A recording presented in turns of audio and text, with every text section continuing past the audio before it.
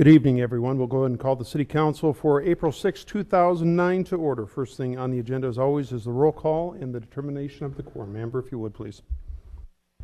Quaker? Here. Olson? Here. Kroger? Here. Costello? Here. Adcock? Here. LaCroix? Here. Martinson? Here. Weifenbach? Here. Okrepke? Here. Chapman? Here. We have a quorum. Thank you very much. Just a reminder, if you do have cell phones or if you have pagers, if you would turn those off or destroy them, whatever your preference is. The rule of thumb is if you do, if your pagers or your cell phones go off, you do buy donuts for everyone after the council meeting. So just be aware of that. Also, if you have any items that you'd like to speak to at tonight's meeting, we do have speaker request forms. They look like this. They're on the media table over to your left or right. If you'd fill that out with your name and also the agenda number of the item that you'd like to speak to, that way we can make sure that we do not overlook you as we make our way down the agenda. And if you just hand those to Amber at the end of the dais, we'll make sure we recognize you as we work our way through. Next thing on the agenda, as always, is our invocation. Bob Hauer from Westside Baptist Church will be giving the invocation. And if you would rise and then remain standing for the Pledge of Allegiance to follow immediately. Let us pray. Our gracious Heavenly Father, as we gather in this place tonight, we thank you that you are the creator of heaven and earth, and everything that we have belongs to you. Father, we recognize your grace that has been bestowed upon us to operate in the greatest country the world has ever known and under the greatest democracy that people have ever served under. Lord, may tonight's deliberations and discussions be seasoned with grace. May the words of our hearts be reflective of your love, your grace, and your mercy. Father, thank you for our city council and the work that they do to ensure that we continue to operate under a fair and equitable system of government. I ask your hand of blessing upon each one as they faithfully carry out the work that has been laid before them. May we be supportive of the decisions that are made, and Father, may all that's said and done bring glory and honor to you this night. We ask this in the name of our Lord and Savior, Jesus Christ. Amen. Thank you. I pledge allegiance to the flag of the United States of America and to the republic for which it stands, one nation, under God, indivisible, with liberty and justice for all.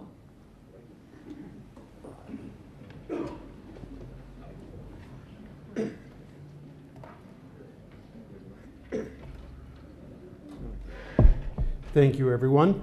Next thing on the agenda is the adoption of the agenda. If you have any items that we need to add to tonight's agenda, please turn on your light. I do have a 116A, which is to authorize the mayor and the finance officer to sign a waiver of right to protest, which is related to item 117.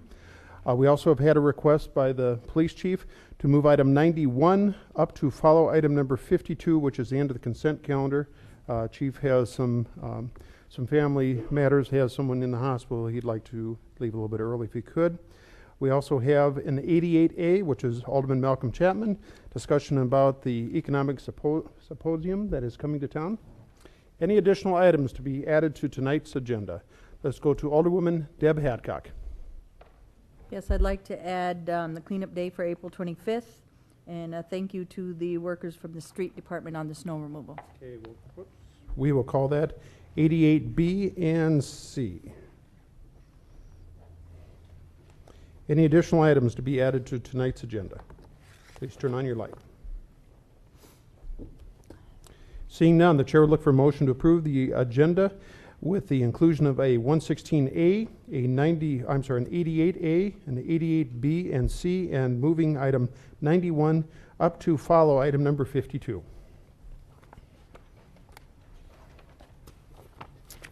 If I could get a motion, please. So moved. Thank you. I have a motion and a second to adopt the agenda as amended. Any discussion on that motion? Any discussion? Seeing none, all those in favor signify by saying aye. Aye. Opposed? Motion passes. Thank you, everyone. Next thing on the agenda is approval of the minutes of the March 2nd, 2009 which is continued from the March 16, 2009 City Council meeting with the attached transcript of the presentation of the executive proclamation to Jack Vandergeest and the approval of the minutes of the March 16, 2009 meeting. So moved. Second. We have a motion and a second for approval. Any discussion on that motion? Any discussion? Seeing none, all those in favor signify by saying aye. Aye. Opposed? Motion passes. Thank you, everyone. Next, we're on to awards and recognitions. We typically have that at the second meeting, so we do not have any this evening. So we do move on to the general public comment period. This is the time for members of the public to discuss or express concerns to the council on any issue not on tonight's agenda. Action will not be taken at tonight's meeting on any issue not on tonight's agenda except by placement on the agenda by the unanimous vote of the council members present. We do not have any speaker request forms for any items not on the agenda. Does anyone wish to speak to any issue not on the agenda? Very good. We will move on. That does take us to the consent calendar. These are the non-public hearing items. Chair would look for a motion to open the public comment period on items 1 through 52, please. Second. Okay, we have a motion and a second to open the public comment period on items 1 through 52. Any discussion on that motion? Any discussion? Seeing none, all those in favor signify by saying aye. Aye. Opposed? Motion passes. We do not have any speaker request forms on items 1 through 52, which is a consent calendar. Does anyone in the audience wish to speak to any item 1 through 52 inclusive? Now, the chair will look for a motion to close the public comment period on items 1 through 52. Second. We have a motion and second. Any discussion on that motion? Any discussion? Seeing none, all those in favor signify by saying aye. Aye. Opposed?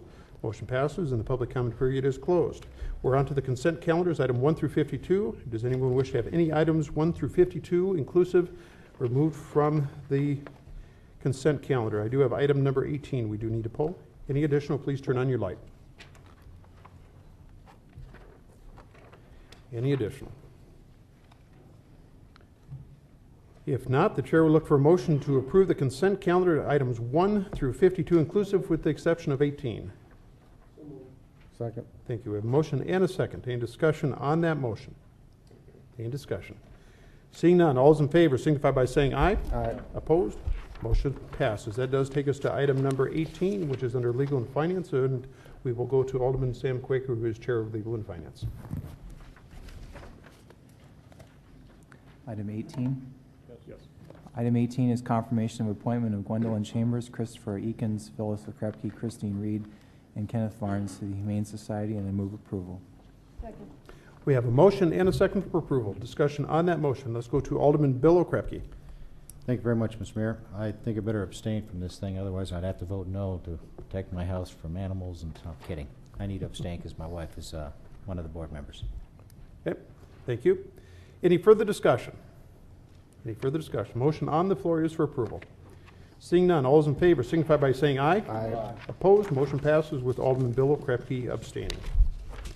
That does take us to the end of the consent calendar, and this is where we moved item number 91 forward. And Alderman Quaker, I'll ask you if you could just read item number 91 in, please, for me.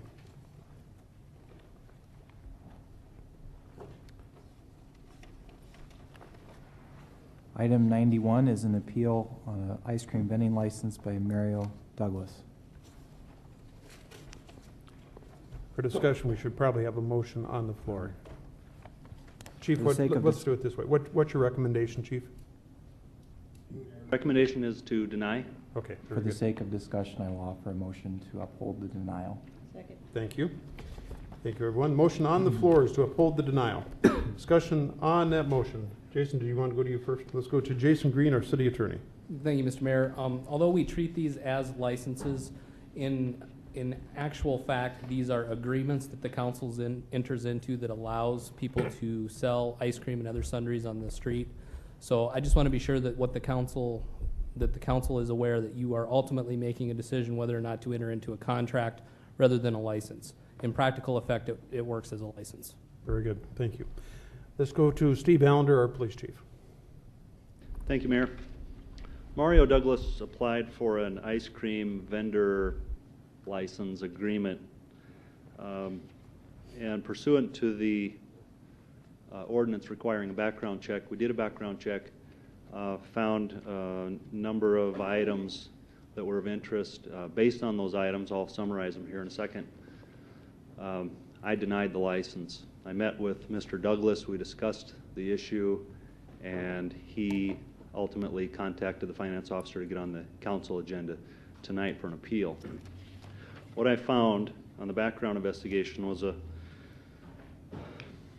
31-year history of drug possession, drug dealing. Starting in 1970, he was convicted in Texas of possession of marijuana and controlled substance and sale of marijuana, sentenced to 25 years in prison, which means he served 7 years in that state.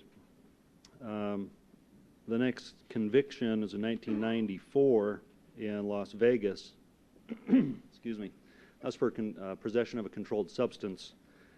The next conviction was in 1998, possession of marijuana for sale in California. He was convicted and sentenced to jail time there. And the most recent conviction is in 2001, where he was convicted of possessing for sale over 10 pounds of marijuana in Rapid City. Mr. Douglas and his wife were arrested, and for that he served, I believe, about 3 years prison time. I met with Mr. Douglas on the issue. He assured me that he's been good since his release from prison, hasn't had any like offenses, has changed his life, and he's here in the audience here to speak to that if you have questions for him. But after talking to him and after reviewing this background, I just have to recommend denial based on the ordinance that directs us to do this background check. Thank you, Chief. Mr. Douglas, would you like to respond? Thank you.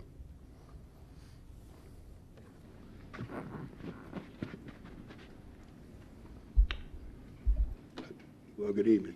As the chief said, yes, I do have a bad record. There's no doubt about it. I haven't been in trouble since 2001. I'm not on parole. I'm not on probation. I'm doing very good. When I got out of prison in 2003, my wife bought a business because her mother had passed. Her daddy was a colonel in the Army. Her mother was a captain in the Army.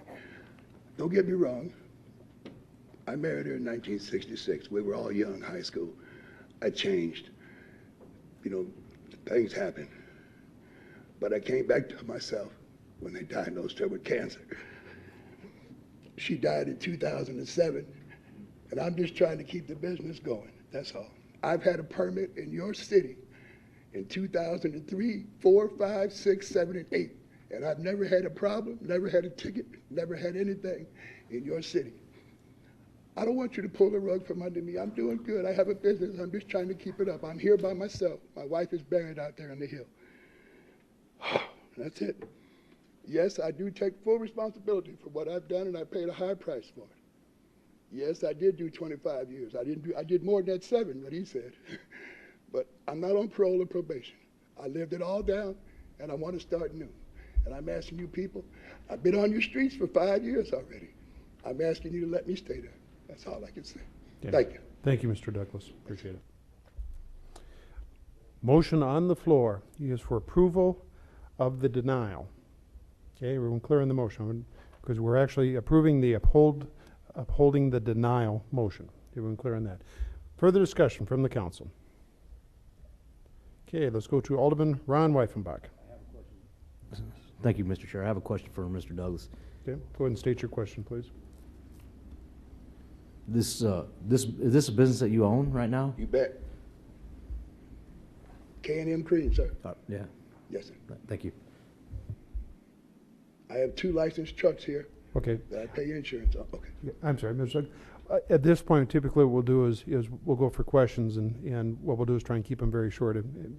If possible, a yes or no, or if they want to expand that, we allow that. Mr. Weifenbach, you still have the I floor. just have another question for the chief. Okay, go ahead, please. The 2001, was that a conviction? I missed something there, Chief.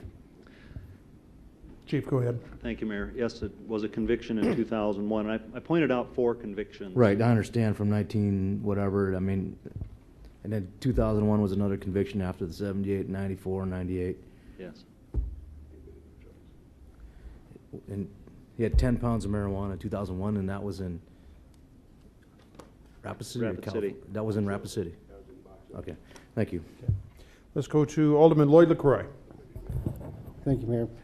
I guess my question is, as Mario says he's been operating the business for 5 years already. My question is for the chief. Have we had any citizen complaints in the 5 years that he's been operating the business so far? Go ahead, Chief. Thank you, Mayor. I should point out, correct myself, I said this conviction was in Rapid City. This was a case that actually was initiated in Box Elder, so still Pennington County. To answer your question, I pointed out the 4 convictions spanning from 1970 to 2001. I didn't tell you about 3 other arrests that occurred in the middle of that. One for possession of controlled substance, another for prostitution, another for burglary. No convictions on those things. One complaint we received last summer, or the Pennington County Sheriff received last summer, was from a resident who complained that Mr. Douglas had they stopped him to buy some ice cream. He made some inappropriate remarks to him and his juvenile nephew. At that time, we investigated, found no crime, couldn't verify that the remarks had been made, but the reporting party indicated these remarks occurred on 2 separate days, 2 days in a row. During that time, we were also alerted to some rumors about suspicious activity or whatever, just rumor. I guess that was my question. Was there, you know, he said he's been a good citizen all the way up in the last 5 years, but, you know, when someone, when a citizen goes to the point of making a complaint to the police department, it's, you know, I used to work in quality control. People will put up with a lot of things. There's a breaking point when they call the police and don't put up with something that's minor. So that's what I was looking for. Thank you, Chief. Yep. Any further discussion? Any further discussion? The motion on the floor is to uphold the denial. Seeing no further lights. All those in favor of that motion signify by saying aye. Aye. Opposed? Motion passes. Thank you, everyone. Okay, that does take us back to the to the non-consent items, items 53 through 91. 53 through 91. And the chair would look for a motion to open the public comment period on items 53 through 91 inclusive. Do we have it? Thank you. We have a motion and second to open the public comment period. Any discussion on that motion? Seeing none, all those in favor signify by saying aye. Aye. Opposed? Motion passes. Let's see what we got here. We do have a number of speaker request forms for item number 79, and we'll take these as the order that they came in. And there again, if you'd like to speak to any of these items, we would ask you to fill out a speaker request form and turn that into the end up here to Amber at the end. We have Adele Barchard at 3004 Copper Lane Court for item number 79. Now, just a reminder for everyone, we do time this period, so if you'd watch the lights here, when it turns yellow, it means you have approximately about 30 seconds left, and when it turns red, we will ask you to basically end your remarks on that sentence. Thank you. Go ahead. Mr. Mayor, City Council members, my name is Dale Barcher, and I'm a Rapid City resident of Ward 2. I'm grateful for the opportunity to stand before you once again this evening, voice my grave concern on this resolution regarding non-discrimination. Tonight I'd like to, if you'll bear with me, I'd like to read one section, Section 1 of the 14th Amendment, because it directly relates to the discussion this evening. The 14th Amendment of the United States Constitution, ratified July the 9th, 1868, reads, "All persons born or naturalized in the United States and subject to jurisdiction thereof are citizens of the United States and of the state wherein they reside. No state shall make or enforce any law which shall abridge the privileges or immunities of citizens of the United States, nor shall any state deprive any person of life, liberty, or property without due process of law. nor deny to any person within its jurisdiction the equal protections of the law. Our Constitution has weathered the sands of time. The 14th Amendment clearly states that anyone born or naturalized in the United States is a citizen, and that all citizens are entitled to due process or basic fairness according to the Constitution and the Bill of Rights. I am convinced, as several of you have previously made clear, that our city's current non-discrimination policy is adequate, appropriate, well-defined, and meets every federal standard. So in other words, our city's non-discrimination policy mirrors the 14th Amendment. We know that laws must be enacted and enforced in such a way that treats all persons equally. Our city policy does just that. This being said, I, along with a large segment of your constituents, believe that this resolution is totally unnecessary and, if acted, is counterproductive. It is our belief that it creates a special class of people seeking a unique status based on behavior, that they, when they, along with all people, are already protected under our Constitution, the 14th Amendment. Make no mistake, if this resolution is so enacted, and if it's approved here tonight, then the very process of its approval becomes for you, I believe, as a city council, a quagmire, a slippery slope with no end in sight, where every special class of people in Rapid City seeking a unique status based on behavior will be knocking at your door wanting equal treatment. Do we really want to open this Pandora's box? I think not. Let me close by saying, under our Constitution, citizens must be all treated fairly and equally. But this resolution is poorly written. It is unnecessary. I would ask for your vote no when it comes to approval. Thank you. Thank you. We also have a speaker request form from Brad. It looks like Clausen, 4029 Terry Drive. Mr. Mayor and council members. And there again, Terry. Brad, if you would just identify yourself, make sure I got your last name right. I am Brad Clausen. I'm speaking as a citizen tonight. I would like to ask you not to pass the resolution regarding anti-discrimination. I do believe that homosexuals have rights. I believe they have the right to eat at a restaurant, to rent a house, buy a house. I believe they have the right to find a job. I do not come to speak against these rights, but to speak for the right of equal protection under the law. When we start making special categories for people based on skin color, ethnic background, or sexual orientation, then we take away other people's rights. We create pressure for other groups who want and who need or who think they need these rights. All the rights listed are already available to this group, just as they are available to any other citizen in the nation. Please do not ask the United States government to start creating special categories for people who receive special rights. It will only create more problems and solve problems, and not solve the problems that you hope to rectify. We have become a nation who is looking to stand for what is good and for what is right and for what is true, and to operate as just and good people. We're making good progress in that area. I don't think this helps us by creating special categories. Thank you. Thank you, Mr. Clausen. We also have a speaker request form from Bob Hauer, 123 Nebraska Street. And just a reminder for everyone who wishes to speak, if you could please identify yourself for the record. I'm Bob Hauer, 123 Nebraska Street, longtime resident of Rapid City, and thank you for allowing me to address you, the City Council, tonight. I too request that the Council vote a resounding no on this resolution before you, requesting our South Dakota Congressional Delegation to introduce federal legislation prohibiting discrimination based on sexual orientation and gender identity. The legislation is aimed at mainstreaming behavior, which I believe is counterproductive to the good moral and decency of our laws and ordinances upon which our city and state were founded. I wholeheartedly believe that discrimination is wrong based on sex, color, national origin, and religion. Behavior issues do not fall into this category. Rapid City has an excellent reputation of upholding and protecting its citizens from discrimination, and I foresee this continuing in the future.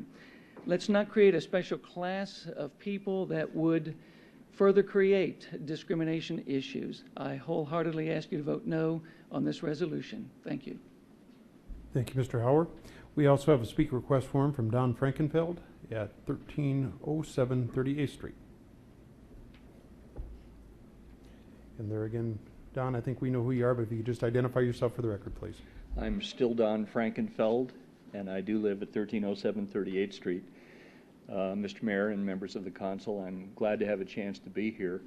I think I should say first and foremost that I've had a stimulating series of conversations with Mr. Barcher. I think he's wrong about this issue, but I think he is a person of courage and integrity and sincerity. And I think in some ways it's a manifestation of what's good about Rapid City, is that we can come to a place like this and argue about issues without being uncivilized towards each other. I hope that you'll support this resolution. And Mr. Barcher has talked about the 14th Amendment, the Equal Protection Clause. Interestingly enough, it's probably one of the few times, I'm supposing, that Mr. Barcher and the American Civil Liberties Union see eye to eye on an issue, because the ACLU also feels that it is today illegal for the city of Rapid City, or any public employer, and for that matter perhaps any employer, to discriminate on the basis of a special circumstance or special class. I mention that because the major complaint that I have heard from council members has been one that originated, I believe, with Mr. Green, and that is the question of liability. The ACLU suggests to the extent you have liability, it's already there, and it sounds like Mr. Barcher implicitly is saying the same thing. Mr. Barcher has argued that you ought not to create a special class. That, of course, by implication would suggest that you ought to take out the existing special classes. And by the way, I think that would be okay. If you just simply said, we in Rapid City are not going to discriminate, that's probably all right. But it doesn't say that. It says now, the statute, the ordinance, which I recognize will not be changed by this resolution, says we won't discriminate on the basis of gender. I don't think Mr. Barcher would seriously argue that you ought to exclude, take gender out as a basis for protection, or race, or religion. Those are protected classes. We are not talking about behavior. By the way, I should have identified myself as representing Equality South Dakota, which is an organization that supports equality for lesbian, gay, bisexual, and transgender people in South Dakota. I hope that you pass this resolution. I think it's the right thing to do. It's a small step in the right direction, and I hope after all the discussion that we've had to date, we can move forward with this and do something, a small step in a constructive direction for Rapid City. Thank you. Thank you, sir. We also have a speaker request form from James Monroe on item number 79, 5320 Norman Roost Road. My name is James Monroe. 2 weeks ago, the council rightly rejected a change to the non-discrimination policy for the city to implement for conducting the business of city government. Why then would you now ask the U.S. Congress to implement the same measure that will affect not only Rapid City government, but every business, every church, every school, every employer, both within Rapid City and throughout the country? Thank you. Thank you. We also have a speaker request form from Don Kopp, 1618 Downing Street. There again, Don, we know who you are, but if you just identify yourself for the record, please. Thank you, Mr. Mayor, City Council. Thank you for the opportunity to come before you and express my dismay at this resolution. I would like to say that this resolution definitely does bring in a special class of people. And the reason being is because we have singled out a special class through sexual orientation and said they won't be discriminated against. Then we're going to have to decide what is discrimination. In Canada, they have such a law, and they are jailing pastors for speaking out against sexual orientation, homosexuality. So if you don't agree with it, then apparently the opinion of these people is that we are discriminating against them. Well, sir, City Council, I don't agree with drunkenness, but I don't hate them. I don't agree with fornication, people living together without the benefit of marriage, but I don't hate them. I don't agree with homosexuality, but I don't hate them. And this is the crux. We can disagree and we can agree on different things without discriminating against the individual. I believe homosexuals have rights just like anybody else does, but I don't think they should be singled out and separated as a special class of people for special rights. I would encourage you to vote no. Thank you. Thank you, Mr. Kopp. We also have a speaker request form from Elizabeth Kraus Monroe, 5320 Norman Roost Road. There again, if you just identify yourself for the record, please. Yes, I'm Elizabeth Kraus Monroe. Thank you. Good evening. I have two brief points to make regarding the resolution. Number one, behavior does not form a legitimate basis for a protected class of citizens. And number two, this resolution is unnecessary. And by the way, I want to say I appreciate Mr. Frankenfeld's comments, and I think this has been a gracious discussion, and that's very good. To support my first point, I submit that we do not base our civil rights laws on behavior or on self-described identity. The three classic considerations for civil rights status are economic deprivation, political powerlessness, and immutable characteristics. Sexual behavior and gender identity do not qualify under any of these considerations. Those who practice any particular sexual behavior or those who consider themselves of any particular sexual identity are not, as a group, economically deprived, politically powerless, or unchangeable, as, for example, our black citizens once were. My second point in opposition to this proposed resolution is that the resolution is redundant and unnecessary because, as mentioned earlier this evening, all U.S. citizens are protected under the 14th Amendment. Even the director of the South Dakota State Office of the ACLU, Mr. Robert Duty, made these statements in his recent letter posted on the city website. Quote, "Sexual orientation or gender identity discrimination is prohibited by the 14th Amendment Equal Protection Clause of the United States Constitution. Both classes of individuals, sexual orientation and gender identity, are already covered by current law." End quote. In conclusion, I respectfully request that you vote to drop this resolution because it is both unnecessary and serves to create a special class of citizens based on their self-identification and their behavior, not on their characteristics such as race, gender, age, national origin, etc. I believe that the city's consideration of this resolution is well-intentioned, but its passage would set a dangerous precedent for future rulings. Thank you. Thank you. We also have a speaker request form from Lisa Sissenstein, 3020 Roxbury, item number 79. There again, Lisa, if you would identify yourself for the record. I am Lisa Sissenstein, 3020 Roxbury Circle. I'd first like to thank you for televising this City Council meeting because on Sunday afternoon I was able to watch on March 16th City Council to see about this resolution.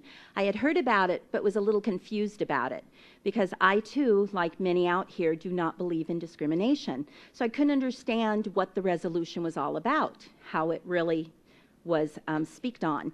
And then I heard how we already have in place a resolution about discrimination and how this was really taking it one step further. I feel that with what we have already in place, this resolution is not necessary, not necessarily to put in place when there is already such a good act in place.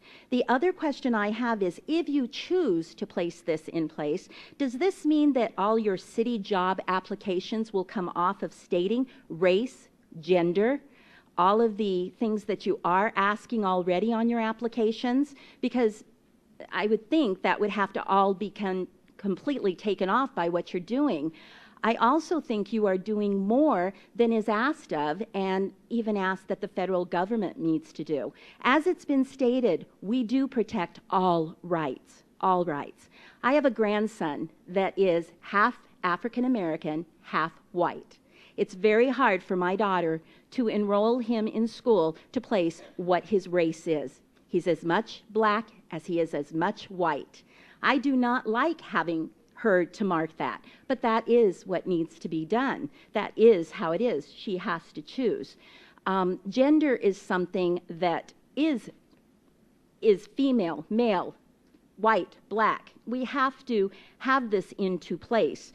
But when we get into the genders of our lives, our sexual orientations, what else do we get into? What else do we get into? Color of eyes, color of hair. How far are we going to go in the United States? I just ask you as City Council to continue with what's already been in place. We have had no problems with this. Continue to protect all citizens, no matter what their color, no matter what their race, no matter what their preference of anything is. Protect us all. Thank you. So encouraged to vote no. Thank you. We also have a speaker request form from Marla Murphy, 521 St. Francis Street.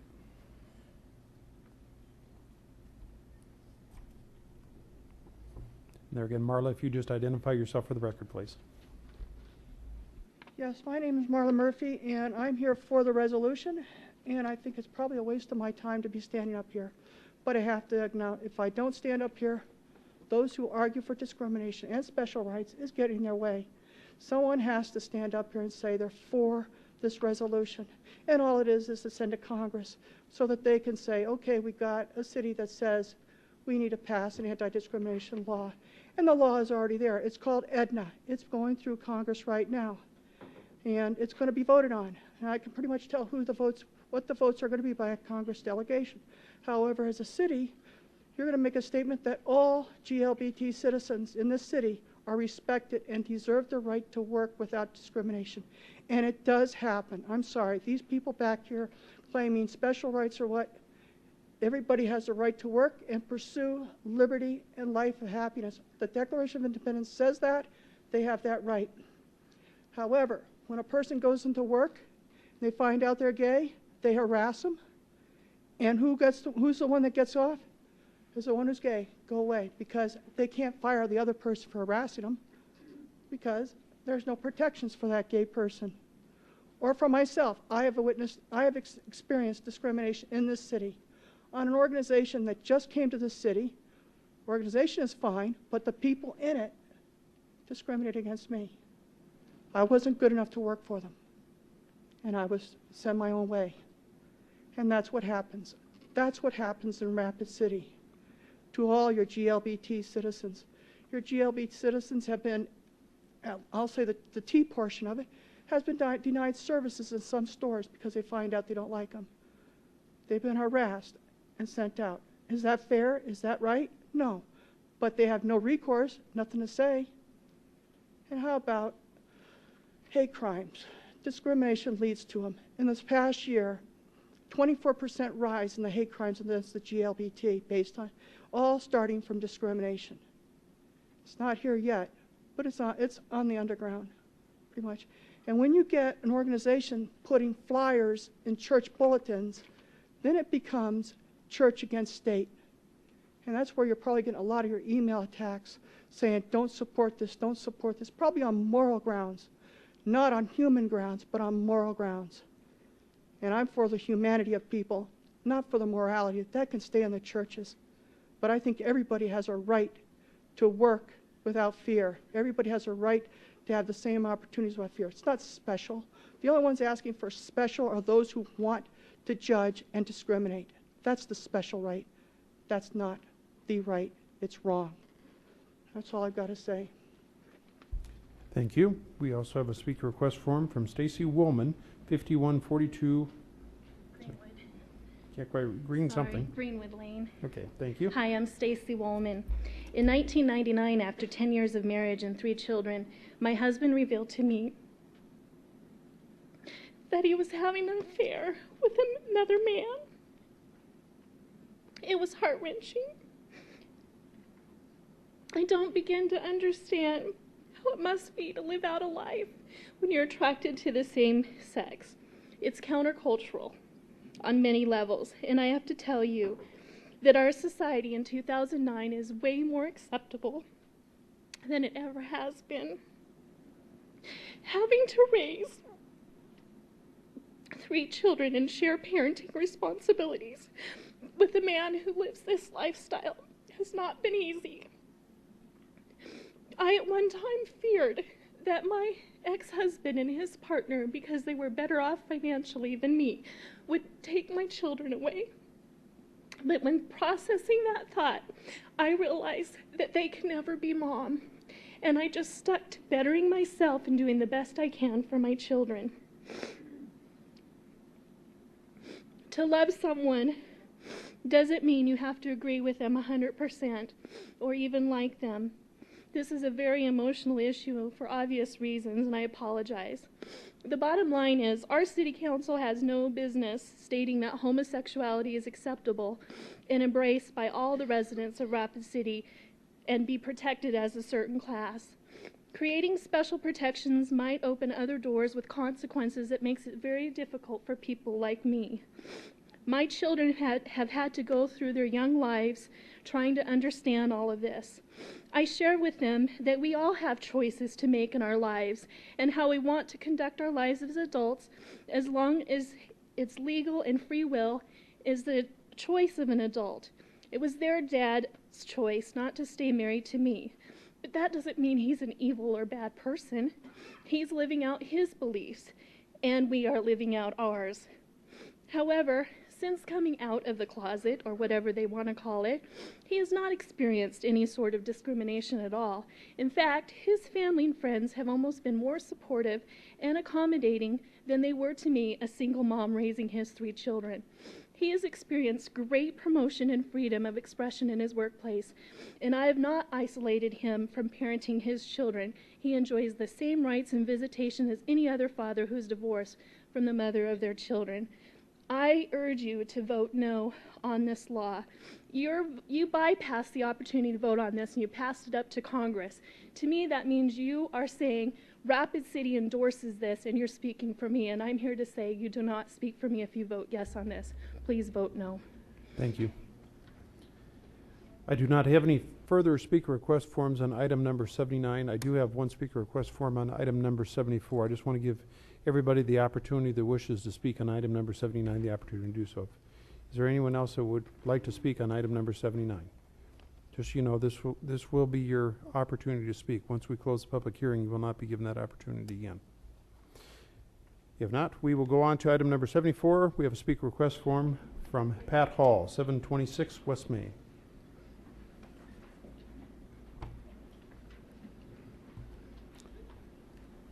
There again, this was on item number 76. Pat, if we know who you are, but if you could identify yourself for the record. I think it's on item 74. 74, you're correct. Okay, and I apologize. I just want to reserve the right to answer any questions from council members when this comes up for discussion, Mr. Mayor. Other than that, I'll waive the right to speak. Thank you. Just so you know, Pat, the process is if you want to say anything, you need to do it now. If there's questions, they'll certainly call you. Right. Okay, just when you say reserve your right to speak, I just want to make you sure it's only for questions. Okay, we have no further speaker request forms. Chair would look for a motion. Whoops, I'm sorry. Let's go to Marcia Elkins. I believe that was item 84 that Mr. Hall was addressing. Okay, it says 74 here. Let's just double check. No, I believe it is. Let's look here. Is it 84? Yep, it is 84. Pat, 84. One of these days, both Pat and I will learn how to count. Okay, that does take us back to the ordinances, and Chair would look for a motion to close the public comment period for items 53 through 91, please. Second. We have a motion and a second. Any discussion on that motion? Any discussion? Seeing none, all those in favor signify by saying aye. Aye. Opposed? Motion passes. We're on to item number 53, please. Alderman Quaker, if you would. Thank you, Mayor. Item 53 is first reading of ordinance 5502, an ordinance amending the procedures for the authorization of conditional use permits by amending section 17.54.030.A.1 of the Rapid City Municipal Code. Move approval of first reading. We have a motion and a second for approval. Any discussion on that motion? Any discussion? Seeing none, all those in favor signify by saying aye. Aye. Opposed? Motion passes. 54, please. Item 54 is first reading of ordinance 5499, an ordinance regarding supplemental appropriation number 3 for 2009. Move approval. Second. We have a motion and a second for approval. Any discussion on that motion? Any discussion? Seeing none, all those in favor signify by saying aye. Aye. Opposed? Motion passes. 55, please. Item 55 is first reading of ordinance 5498, an ordinance to revise the terms and conditions for city participation and the cost of bringing private non-conforming water and sewer lines up to current standards by amending sections 13.06.010 and 020 of the Rapid City Municipal Code. Move approval of first Second. reading. We have a motion and a second for approval. Any discussion on that motion? Any discussion? Let's go to Alderman Ron Weifenbach. Thank you, Mr. Chair. Is this in reference to private lines like on Franklin and those type? I'm going to go to Robert Ellis, our Public Works Director. Yes, it is. Robert, or maybe this should be preference to Jason Green, but when we passed this originally, I thought we were going to write a letter or something that could be recorded that told these people that they had private sewer lines, so when they sold these properties that they knew what they were getting into, something that they could read on their title work. Okay, let's go to Jason Green, City Attorney. Thank you, Mr. Chairman. My recollection is that we were going to send letters to all of the property owners. Something of that nature is probably not something that can be recorded in the title because it doesn't relate to the ownership of the property or to an encumbrance on the property. Mr. Chair, I'd like to direct staff to go back to the minutes and find out what the reality of this is, because this is an ongoing problem that I think we need to resolve. Okay. Two things. First of all, you're certainly welcome to do that. I think it's probably more appropriate that you actually do this through either legal and finance and public works. This is somewhat of an unrelated topic in its first reading, so I think that Ron, probably the appropriate place to actually make that direction would be at the committee and then bring it back up to the council. Okay? Thank you, Mr. Chair. Thank you. Further discussion. Let's go to Alderwoman Deb Hadcock. Robert, if you could explain a couple of things of why you changed that we had talked about on how many people on the service lines and why we changed it from 3 to 1 or less, and then, or 1 or 2, and then the percentage and why we changed that so people that are listening can understand why we have made those differences. And then I see the 50-50 on the other program instead of 60-40, why we had changed it to the 50-50 program instead of the 60-40 on the people that are over 1970. Sure. Thank you, Robert. Let's go to Robert Ellis, our Public Works Director. Thank you, Mayor. This ordinance was originally put into place a number of months ago, maybe as much as a year now, and our hope was that we'd start eliminating a number of these non-conforming service lines. And really we haven't. I think we've actually only had one project, and we have another one coming up this summer. So we're not really getting much participation from the private side to try to reduce these non-conforming service lines. And this ordinance was essentially put in place to, I guess, to motivate people to make that financial investment and correct this. So because we haven't really had much action on this, we've actually made what I'll call 4 significant changes to it that I think will motivate people to utilize this program more. And the first is it removes the requirement of having 3 benefiting parties, properties. Right now, the current ordinance as it's read states that you have to have 3 properties that will benefit by putting in a service line or water main or sewer line extension. What we're finding is that the people out there, there's usually 1, 2, or 3 property owners that would benefit from that extension. So a large number of those people can't even use the program because there aren't more than 3 benefiting properties. So we've removed that, so there isn't a requirement for 3. The second is that we're changing the participation level to 70% for anything installed prior to 1970 and 50% for anything after that. Right now, I believe it's a 40% match with the city. That would go up to 50%. So again, it's just another tool to try to get people to install a conforming service line. The third change is max participation from the city going from $7,000 per lot up to $10,000 per lot. We've done some calculations using recent bid prices, and we're finding that for the average size lot, it's about a $15,000 price tag to extend sewer across their property. Knowing that, the 70% would come to about $10,000, but the current ordinance cuts off that maximum contribution by the city at $7,000. that means those property owners have to pick up that additional $3,000. So I think this will more accurately reflect what 70% of that cost would be. And then finally, it puts in a qualification that for any service lines installed after January 1st, 2007, this program would not be eligible. Okay, Jerry's Donuts. We do And, like yeah, donuts. I like the filled ones. And we have a request for sprinkles down here. Okay, I'm sorry, Robert, go ahead. Which is interesting because that phone never rings. I was quoted in the paper the other day saying how stunned I was at how big this problem is, how we don't fully have our hands around it. And I think we need to do something to get people motivated to try to correct this. And so I think these amendments to the ordinance will help that. And I guess I urge your support of this because it's a big problem for Rapid City. Okay, Alderman Hadcock, you still have the floor, ma'am. Do we still have the water and sewer lines that we had on, I remember you indicated where they were in the different wards, and I know Ward 2 and Ward 4 were the major areas. Do we have that map online so people can kind of see in their area? I remember we had location areas.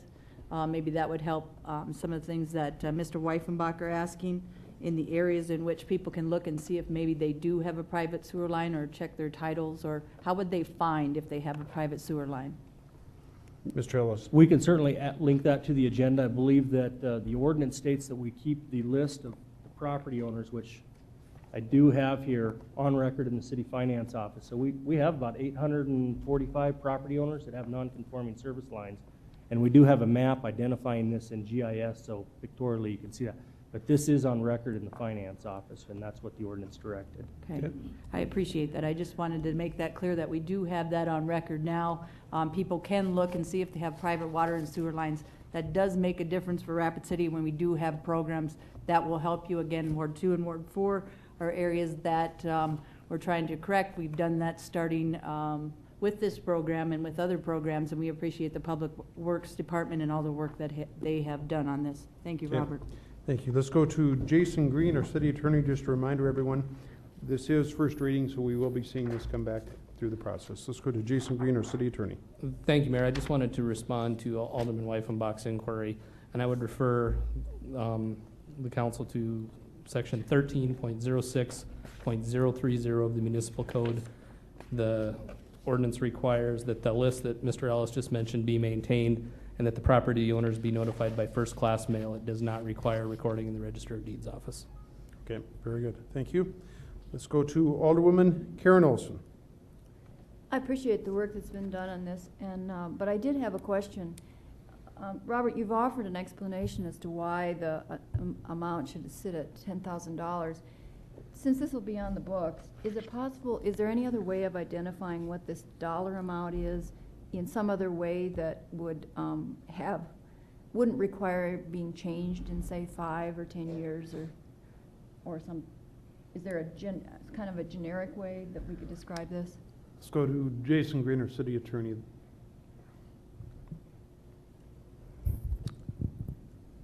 There are probably a couple of ways that you could accomplish that. I guess I would recommend that if you want to look at that, we take a look at some options and bring those back to Legal and Finance for consideration on second reading rather than trying to come up with something on the fly today. Okay, very good. Thank you. Anything else, Alderman Olson? No. Okay, let's go to Alderman Bill Okrepke. Thank you very much, Mr. Mayor. You know, we talked about getting rid of sewer or septic systems as well. Did that get any traction at all in any of the conversations? Let's go to Robert Ellis, our Public Works Director. We do have another program that we're utilizing this year to try to get rid of a lot of those septic systems in areas that we consider our recharge area of the aquifer. And we will be coming forward at a future date this year for the council's approval of about $1 million worth of projects. So we have been receiving federal funding assistance and 55% match with the EPA. So yes, we will be doing that. Do you have any particular locations right now? I mean, just so that people can just start thinking about it. Mr. Ellis? When we bring forward the recommendation to the council on how we want to proceed with this, because it's roughly a $36 to $40 million project to do everything we would like to do. We're going to come forward with what I call a number of tiers, high priority tiers of some streets we'd like to have sewers installed, medium priority and lower priority. So we'll be coming forward to the council with that as part of a final report for your approval. Because there has been, if I can, Please. There's been several people, several groups that are in Ward 3 that were anxious to get off of septic systems and put in a sewer system so that we can begin to start protecting our aquifer. So when you start saying, well, you're going to target certain areas, if they don't have the money to do stuff, then how is the rest? How is the rest of the people are ready to move, and it may not be part of your group. I know I'm getting a little bit off the subject here, but this is a serious problem, and I was wondering, and my original thought was to have some dialogue or some language in this particular ordinance that we could begin to address some of the issues we have in getting people off of septic systems. And I apologize. I've been somewhat dodging this question because these are two very different issues. This is non-conforming service lines, essentially people that have service lines now that are just non-conforming. Septic systems are people who are not even city customers yet, and we're going to be coming forward with some recommendations of how we're going to deal with financing this. And there are a number of things that this council needs to consider that are going to be much different than what we're talking about with 7030. So I would recommend saving that conversation for another day because they are very distinct. Thank you. Yep. Let's see. I'm going to go to Alderman Chapman, who hasn't had the opportunity to speak, and then we'll go to Alderman Weifenbach. So, Alderman Chapman. Thank you, Mr. Mayor. A serious question then, maybe to poke at the mayor just a little bit. My serious question is, Robert, I support the ordinance, the changes in the ordinance, but before we make the changes, have we given any thought to that it seems that we put this ordinance in place about a year ago, and since that time, the economy has started to go south. So maybe the reason why we haven't found a lot of traction with this is because people don't have the money right now to participate, regardless if we change the rates or we change the participation by the city, that people still might not have the money to participate in switching over something, a non-conforming lot. So was any thought given to that issue? Let's go to Mr. Ellis, our Public Works Director. And we may be seeing some of that now. Our biggest problem right now, the ordinance says you have to have 3 benefiting properties. The majority of these, there's only 2 property owners. They qualify for zero funding. Okay. That's our biggest problem. And in jest, I believe that phone that rang belongs to the city council chambers here, so I think that's the mayor's responsibility to treat for donuts. I guess I get to pick what donuts I want then. Okay, let's go to Alderman Ron Weifenbach. Thank you, Mr. Mayor. Thank you, Robert, for all the work you've done with this. Obviously, you know my feelings on this, that the sewer and the water in the city, the taxpayers of Rapid City, is the #1 priority. One of the reasons you're not going to get somebody to participate when they got to pay $10,000 and they have a $115,000 property. I think that we have a total disregard for the fact of these people that are over there on Franklin Street and some of these streets who have private lines. It's never been really, nobody's ever proven to me that the fact that those weren't built conforming to the city, they're 70, 80 years old, so it wouldn't have mattered at this point or this level if they had ever been built conforming or not. They wear out, and I think it's the city's responsibility to provide that service to those people and fix these 100%. And I understand at least you're moving, you're taking a step to move forward to resolving these issues. And but at the same token, I'd like to know from Mr. Green if that letter's been sent out. Mr. Green. I would have to defer to Public Works and Finances. That's where the responsibility for that is placed by the ordinance. Robert, do you know, can you confirm that those letters were sent out per the ordinance? I can confirm that they have not been sent out. And we've been working on this for how long now? It's been a number of months. All right. I know if I thought I could get any traction, I would say that to recommend that we send that letter out, we put it in the title work for these people so they know going into that place that they're going to buy a property that the city considers non-conforming. We're setting some of these people up. I totally disagree with anything other than paying 100% to fix those. But if it's better than nothing, I guess I can handle it. But and getting those letters sent out and moving forward with trying to provide the sewer and basic necessities for these people. Thank you. Thank you. I can tell the council the letters will be sent out prior to the next council meeting.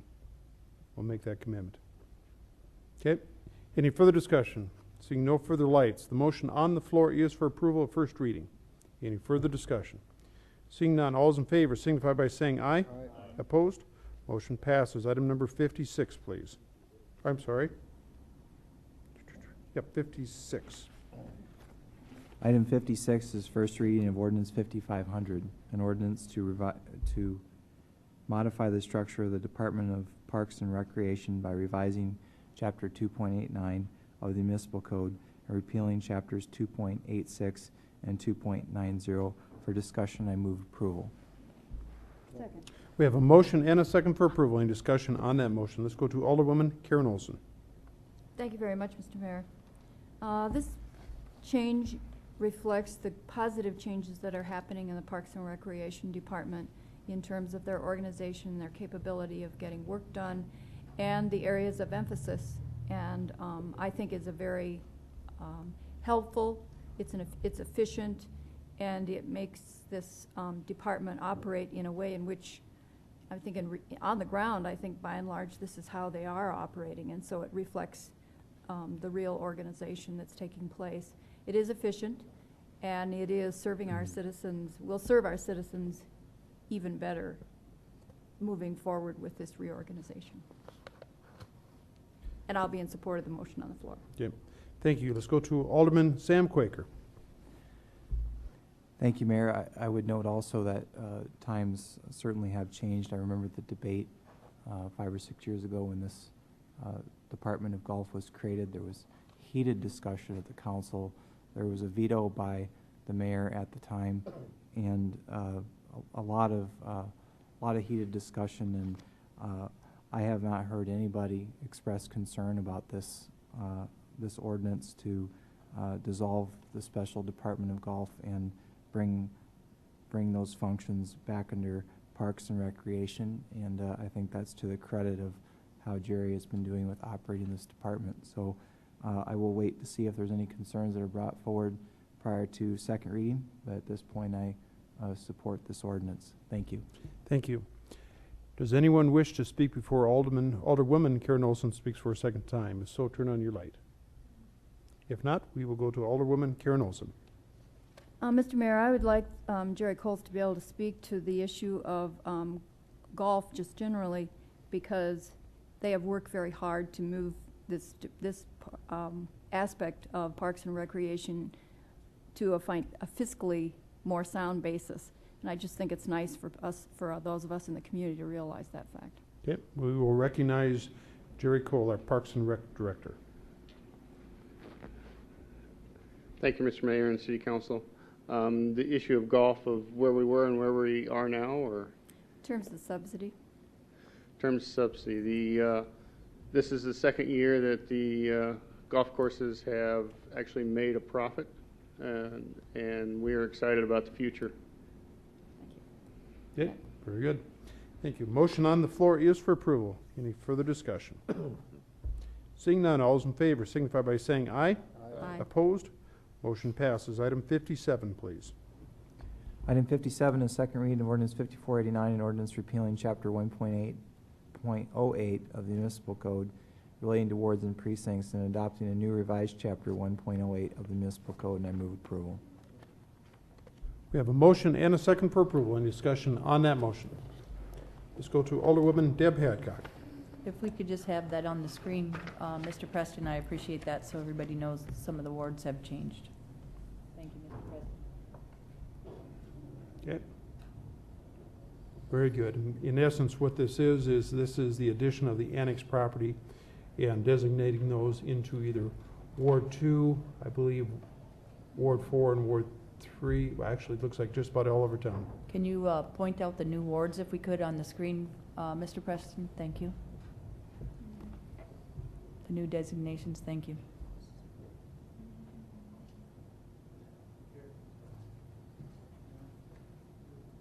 Two here, there's a small one right here.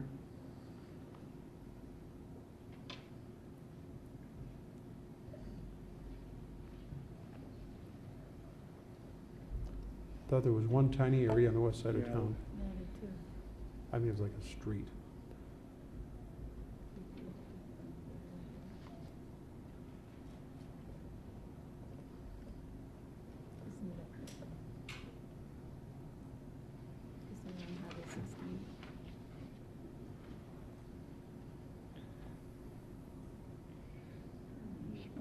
114, yeah, there you got it. Small one Yep. there. Yep, there it is. Little tiny one over in 3-2. That area. Okay, Thank you, Mr. Preston. okay.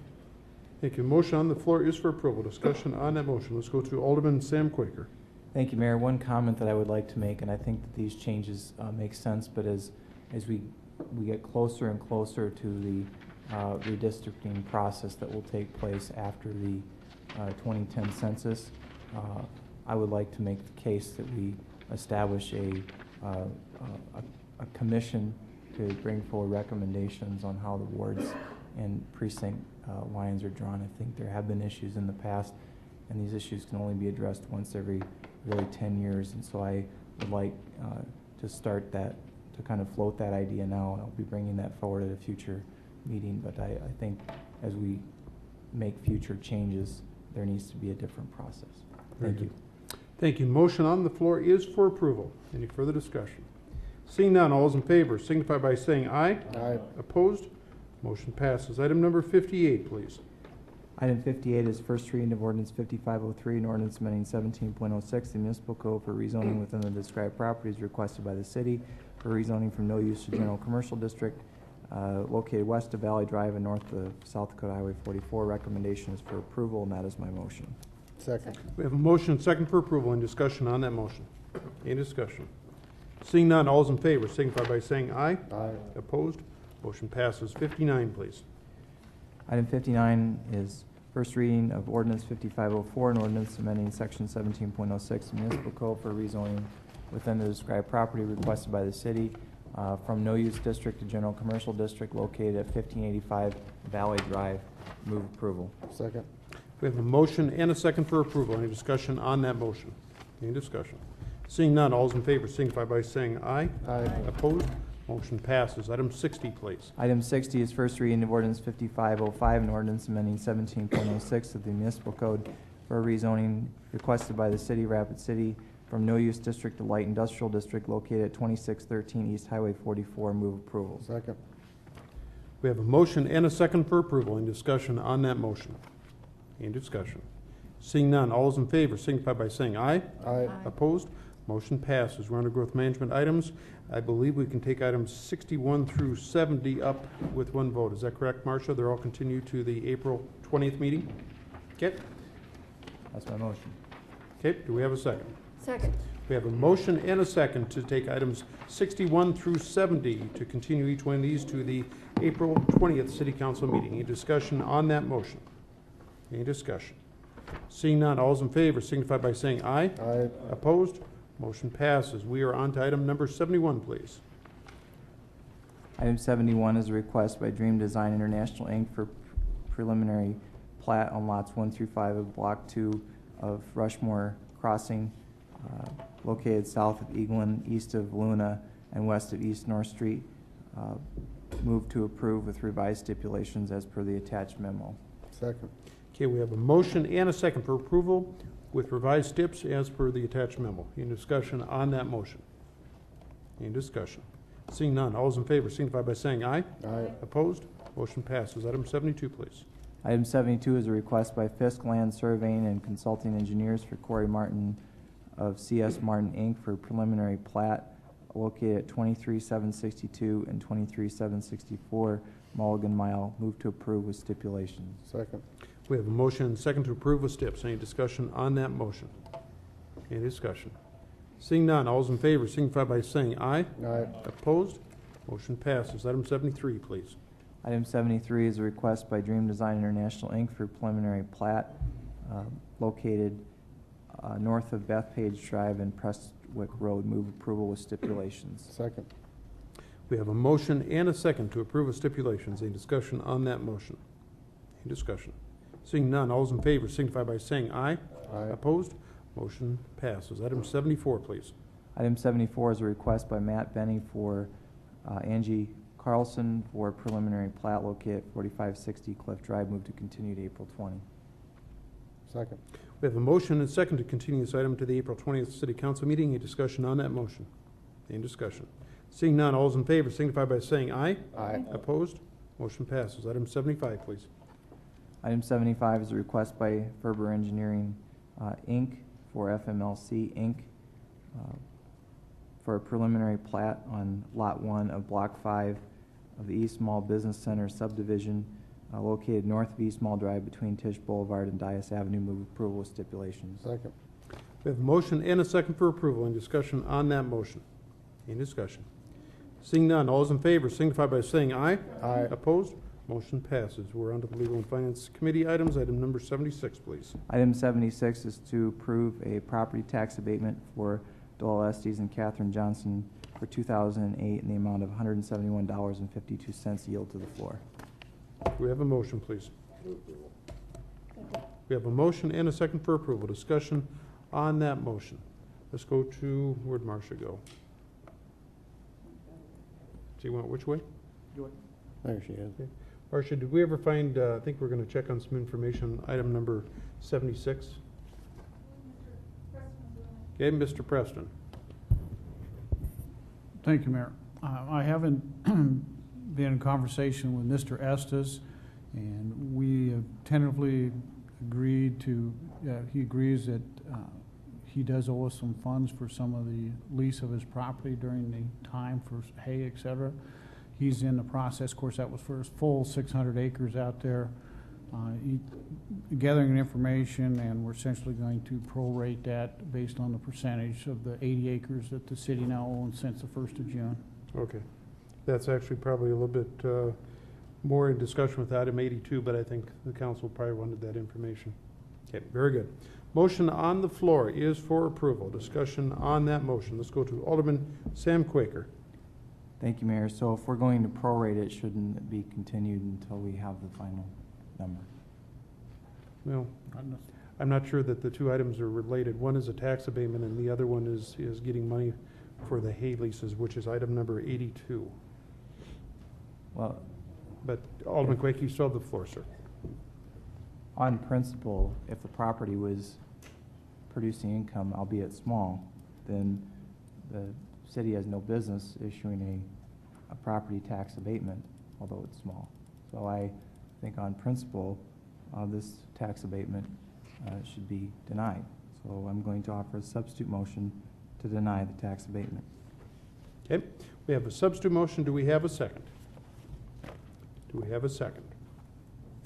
Motion does die for lack of a second. Alderman Quaker, anything else? You still have the floor, sir. You know, I just I think the council's making a mistake. I mean, we to proceed with approving this abatement when we know full well that we haven't gotten all the information until we had to drag it out of the appropriate parties. I think that we're making a big mistake by approving this property tax abatement, although it's a small amount. Thank you. Thank you. Let's go to Alderman Lloyd LaCroix. Thank you, Mayor. I just wanted to make note that I'll be abstaining from this item. Mr. Estes is one of the 5 owners that my wife is employed with. Yep, very good. We'll make sure that that is reflected. Let's go to Alderman Ron Weifenbach. Thank you, Mr. Mayor. Mr. Preston, can you explain this to us better, if there's some confusion here? Or?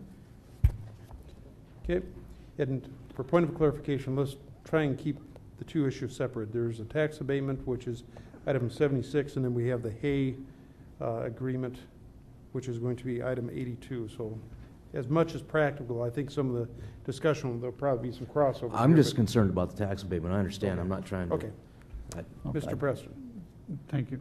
Yes, since this property was transferred to the city of Rapid City on May 30th, what we need to do is abate 7 months worth of property taxes for that 80 acres that the city acquired at that time, since the city is tax exempt on that property.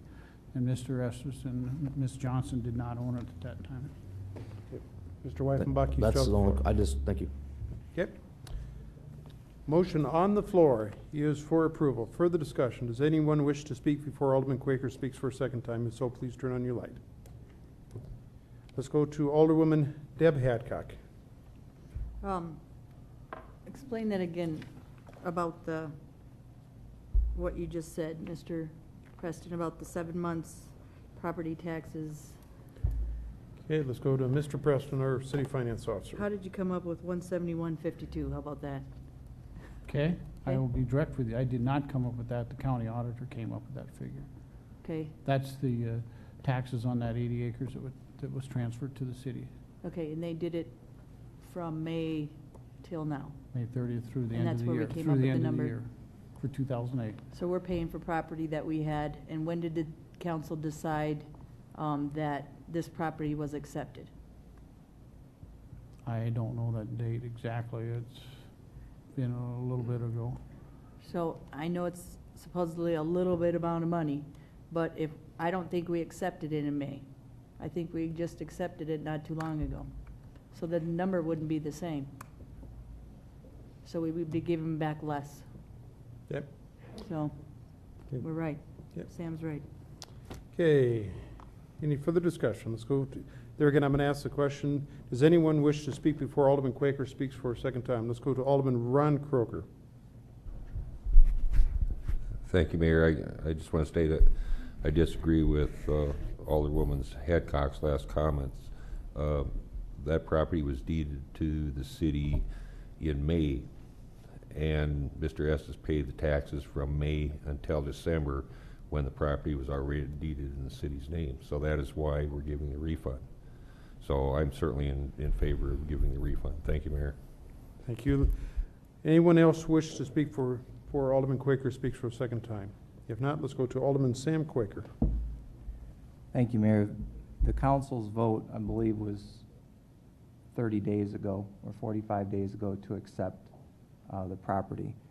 The date of May 30 was not the date of the legal authorization by the city council. And so, we all know that I have some disagreements and some concerns with how all of this has gone down, but the fact of the matter is at the very least, we should honor the city council's vote by going back no further than the date of this spring's vote to accept the property. So I'm going to offer a substitute motion to approve the abatement back to the date of the vote by the city council. Okay, I'm just going to make a check with Jason Green. I believe that motion would be in order because it is different than the motion that was made prior, which was to move to deny. Is that correct? Correct. Okay, very good. Is there a second? Okay, we have a motion and a second. Discussion on that motion. And we will be dealing with the substitute motion only at this point, please. Let's go to Alderman Bill Okrepke.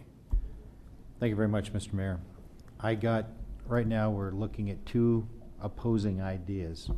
One is saying that we took it over as of June or May, whatever it is. That was deeded over to us in May. And then the other side of this is saying that we didn't accept it as a city council until 30 days ago, plus or minus whatever it is. Mr. Mayor, what's the legal, what's right here? Because you got two different answers. Which one's right from a legal standpoint? Well, usually when people ask me legal questions, I go right to Jason Green, our city attorney. So we will go to Jason Green, our city attorney, and see if he can give us some advice. Well, I can tell you what the law is. I don't know if it's going to help you a lot. The law is that in order to have a legal transfer, the deed must be delivered to the person that you're giving the land to. Mr. Estes delivered the deed to City Hall, and the deed was recorded. There's a question then as to whether or not that delivery was legally effective, because City Hall doesn't speak for the city council does. To clear up that ambiguity, we asked the city council to formally say, yes, we accept the land. I think there's a fair argument on either side of this one, that the transfer was effective on May 31st when the deed was executed, or that it was effective on the date that the council formally said, yes, we accept. Either one's a very good argument, and I don't think the law clearly says one way or the other which date was effective for the transfer. Okay. And Jason, just for point of clarification, please explain what happened as far as with that deed. We had some new folks. It should not have been taken down to the county, but why don't you go ahead? It was kind of a perfect storm of circumstances. The deed came in with a number of other deeds that had been prepared by our office for various plats through our normal process. It was routed down to the finance office. The finance office had some new folks dealing with deeds, and it got sent over for recording. when that particular deed should have been presented to the council first. So Yep. it was a paperwork error. Yep, very good. Okay, very good. Motion on the floor is a substitute motion. Everyone clear on the motion? If I can, Mayor, I'm not done. Okay, go ahead. I'm not gonna let you off the hook. What's your recommendation? Jason Green. My recommendation is to approve the abatement because any error in this case was on the part of the city staff by not bringing it to the council sooner. Thank you. Okay, very good. Okay, everyone clear on the substitute motion? Okay. Sam, could you please repeat your motion? You had some dates in there, The that's fine. substitute motion was to approve the abatement to the date of the city council's authorization of the transfer, which was 30 or 45 days ago, I forget. Okay, very good. Okay, everyone clear on that motion? Seeing no further lights, all those in favor of the substitute motion signify by saying aye. Aye. Opposed? No. Let's do a roll call, just be on the safe side, please. Quaker, Aye. Olson, Kroger, Costello, No. Adcock, Aye. LaCroy, He's abstaining. oh, I'm sorry, No. Martinson, No. Weifenbach, No. Okrepke, No. Chapman, No. Okay, motion fails. We are back to the original motion. Further discussion on the original motion. Okay, let's go to, I'm going to ask the question, does anyone wish to speak before Alderwoman Deb Hadcock speaks for a second time? Please turn on your light. If not, let's go to Alderwoman Deb Hadcock. I think how small it is, even if it's 171, something that legally effective. We did not do this, and I understand the staff made a mistake, but we're still paying somebody money that wasn't legally effective. The date on it with this council, Jason said it, till it was legally effective just a little bit ago. So I think that's wrong. We're still spending taxpayer money on something that at this point wasn't accepted. And we're also saying that the next time this happens, if the staff makes a mistake, we still should give them, it might be a bigger number next time than 171 something because it was a mistake of the staff. So I think either way, we have been dealing with 9 years of a road. And let's be fair on this. Maybe you ought to prorate that. Thank you.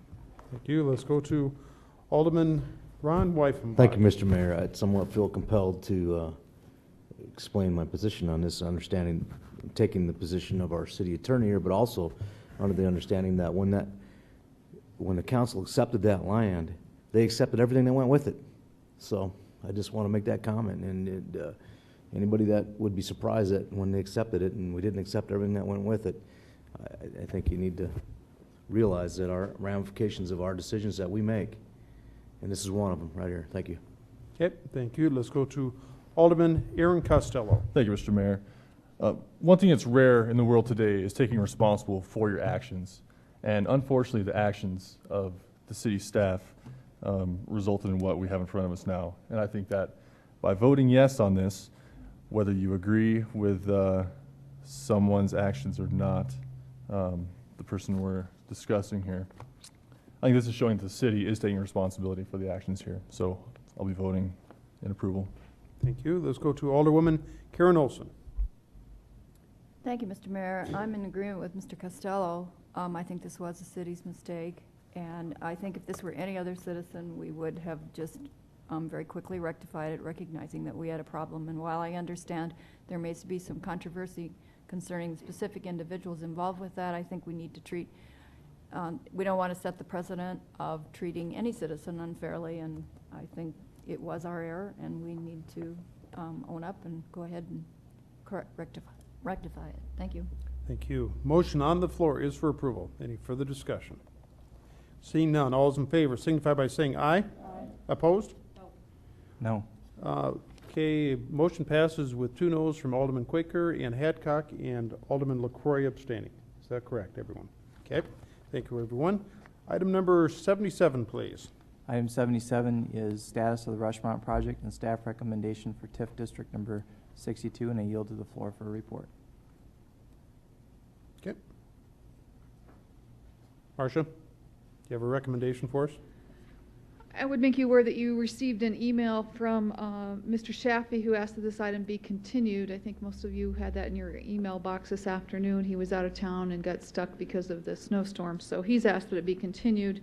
I was asked for some information this morning, and I can present that if you'd like to talk about it tonight. Let's see where we get, in motion, recommendation is continue for 2 weeks. That would be consistent with the applicant on this original Okay, very good. recommendation. Could we have a motion, please? That'd be my motion. Okay. We have a motion and a second to continue for 2 weeks to the April 20th City Council meeting. Discussion on the continuation motion only, please. Let's go to Alderman Ron Weifenbach. Thank you, Mr. Mayor. It seems like I'm wanting to hear myself talk tonight, but this says status of the Rushmont project and staff recommendation. I'm not, what is Mr. Haney going to give us the update on this, or I thought he'd already given us an update on this? Marcia? The email that I received a copy of that was addressed to each of the council members individually indicated that he wanted to be available to brief the council on some facts. I'm not aware of exactly what he wanted to present to you, but that was his request. What time do we get the email? I'm sorry, I saw it late this afternoon. Yep. I might as well get my picture taken at 5 o'clock or 5:30 or whatever. If Hanny's going to give the presentation and the staff's not gonna, I would go along with that. But it seems like every time we're continuing this item, and I think that there's a vested interest in you know, this TIF continuing or not continuing or whatever it is. So I'm not sure that I can go along with continuation if we understand what we're doing with it today. Let's talk about it. Okay. Let's go to Alderman Malcolm Chapman. Thank you, Mr. Mayor. I tend to agree with Ron. I thought that the Rushmont project was done, and the discussion was about a staff recommendation about the TIF district itself and about not necessarily the project, but about what's happening in that district. I could support continuation, but I'm just wondering what are we waiting for? I guess I didn't see the email either.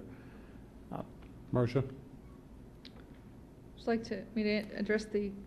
Why don't we give, this was a question that we talked about a little bit this morning, and I believe Mr. Shaffey's email came in about 3:30, 4 o'clock this afternoon, I think is when I first saw it, so. But there were some questions that were asked of Marcia this morning that she was going to present tonight. There was a request to continue this item, so. Hang on, before you go, let me think about this. We have a continuation. Let's go ahead and, Marcia, if you keep it very short, keep in mind that the motion on the floor is for continuation. After your presentation, then we'll let the council decide whether or not that's the appropriate motion that's on the floor. There were some questions this morning about what the boundaries of the district are. Specifically, any of the improvements that would be approved as part of this TIF or revised project plan need to be within that boundary. And again, the discussion has been about the potential for a parking garage to be constructed at the corner of 6th and Main, which is within the district. It's probably one of the few sites that would be buildable. This document is your approved project plan. Again, it identified costs for public parking structure, soil removal, and alley power relocation, as well as professional services. Those project costs could be reduced without amending the project plan. You could actually do a smaller project within that. The last question that I was asked was, what increment do we expect?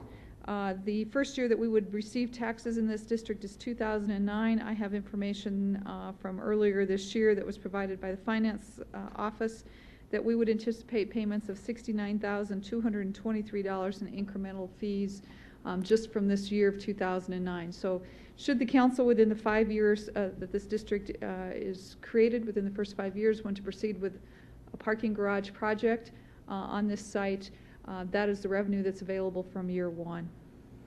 Okay. Alderman Chapman, you still have the floor, sir. Okay, thank you. Let's go to Alderman Bill Okrepke.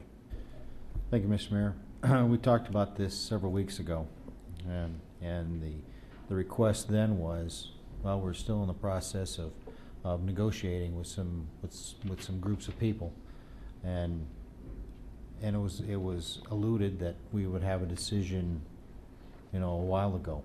Can you share any, or can anybody share, or Mayor, can you share some of that stuff? Actually, we're going to go back and keep in mind, the motion on the floor is a continuation motion. Unless we have a separate motion, we really need to keep the discussion within the context of whether or not it's appropriate to continue this. Well, that's kind of the question, because what we're talking about is, do we want to keep this TIF or not? There was a presentation, and so I was looking for a presentation. And I'd like to, you know, if somebody needs to say something about what's going on over there. Let me, and this is quite unusual, I usually don't do this, let me make a recommendation. We're talking about a continuation of 2 weeks. I don't know if we really need to spend the next 45 minutes debating whether or not we should continue an item for 2 weeks. I will tell you that that there are still ongoing discussions. I don't know how productive they're going to be, in all honesty. But there again, they're out there. I'm still getting phone calls of people that are interested in partnering up with the city. I would say at best they're marginal as far as being a viable option. But if that's the question you're looking for, are there people still actively talking to the city, or at least making the phone call saying they want to talk to us? The answer is yes. Okay, thank you. Let's go to, let's see here. I'm just going to go right down the list because I'm not sure who all spoke. Let's go to Alderman Sam Quaker. Thank you, Mayor. Marshall, legally, can any payments be issued up to the $69,000 or $70,000 that's in the TIF now? Marcia? To date, there's been no developer's agreement approved, so no payments would be made until such time as that agreement had been entered into and approved by the council. Okay, so the reality is none of the accrued funds can be spent anyway. Not until there's a developer's agreement. I do not see any harm in continuing this for another 2 weeks, as long as that's the last continuation and we're able to get a full report at that time.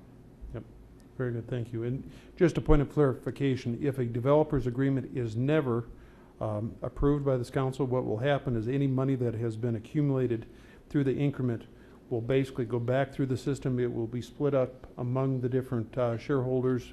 Specifically, the schools will get approximately 2/3. The county will get approximately 20%, and the city will get about 12%. So no one loses the ability to collect that money if no developer's agreement is put in place. Let's go to Alderwoman Deb Hadcock. There again, motion on the floor is a continuation for 2 weeks. Alderwoman Deb Hadcock. I guess you answered my question. I guess I was wondering where the money had went at the 69,000 if we had no developer and no buddy stepping up at this point for this project. I think it's a good idea not to dissolve it at this time unless in case there's a project. But just one question: where's the 2.8? Is that in the developers agreement and nothing to do with this TIF, or is it the 2.8 million off 2012 connected to this TIF? Marcia? There's also no agreement to give that fund to anyone at this point either. So to date, it's not been committed to any specific individual because there's no developer's agreement. So if we have a TIF on this project, it has nothing to do, we can put that 2.8 towards another project if we wanted to for parking. Certainly. Thank you. Thank you. Let's go to Alderman Ron Weifenbach. Thank you, Mr. Mayor. Who's the applicant on this TIF?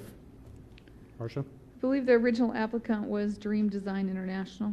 So that would be Hanny, so it'd probably be fair for him to ask for a continuance. I just had some concern about somebody asking for a continuance on something that, I mean, if anybody could just call us up or send us an email and ask us to continue something, I'd just have a problem with that. But if he's the applicant on a TIF, then I guess that's probably quite all right. And but I have to agree with what's been said up here. I thought this was, the Rushmont project was a dead issue, and we were going to talk about whether this TIF should move forward or not. I could live with a continuation, I believe, with that in mind. So, okay. Thank you. Let's go to Alderwoman Karen Olson. Thank you, Mr. Mayor. I'll be in support of the motion on the floor to continue. We are in the process of working on a parking plan.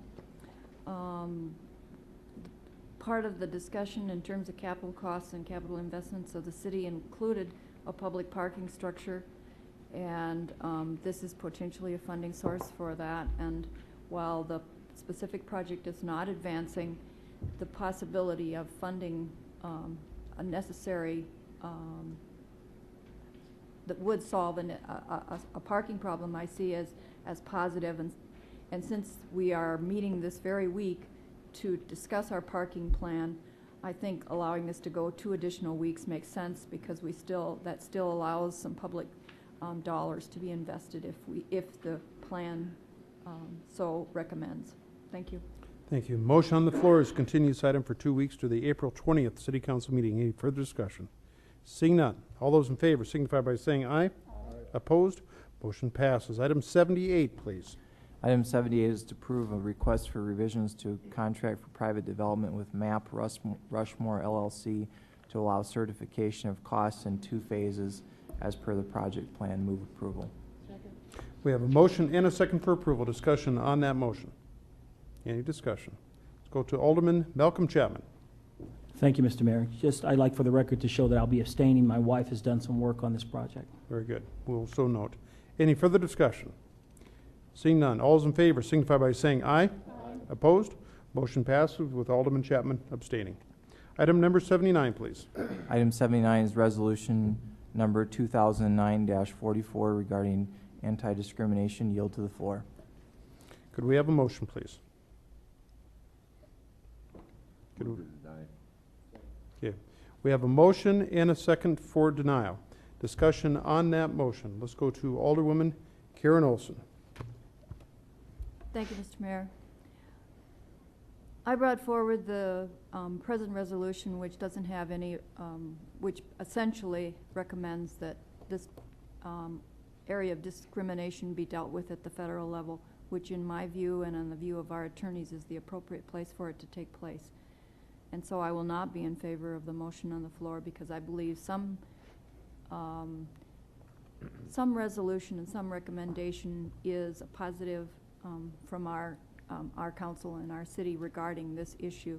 And while I do not believe that the city is discriminating, I think it suggests that we do understand that there's some level of discrimination and recommend that the body most capable of doing that, which is our Congress, take up this issue. Thank you. Thank you. Let's go to Alderwoman Patty Martinson. Thank you, Mr. Mayor. Of course, I will not be supporting the motion of denial. A number of speakers and raised the objection of that 14th Amendment. The 14th Amendment did not prevent the federal government from recognizing race as a special class, religion as a special class, creed as a special class, or any other category. So I think it's perfectly appropriate for the federal government to decide whether or not they want to include sexual orientation as a special class. I don't consider it doing this as something unique, something special, something different. It would just add another class along with the other ones that the federal government already recognized. Now, the goal of this city council is to take care of its people. And I believe this resolution is a positive step in that direction. We should be concerned about all citizens, including our gay and lesbian citizens. And I don't, as far as the other objection of sexual orientation being a behavior, I don't think anyone in this room considers their own orientation to be either a choice or a behavior. So I do not think that argument is valid. There has been numerous studies that have shown that sexual orientation is determined in large part by genetics.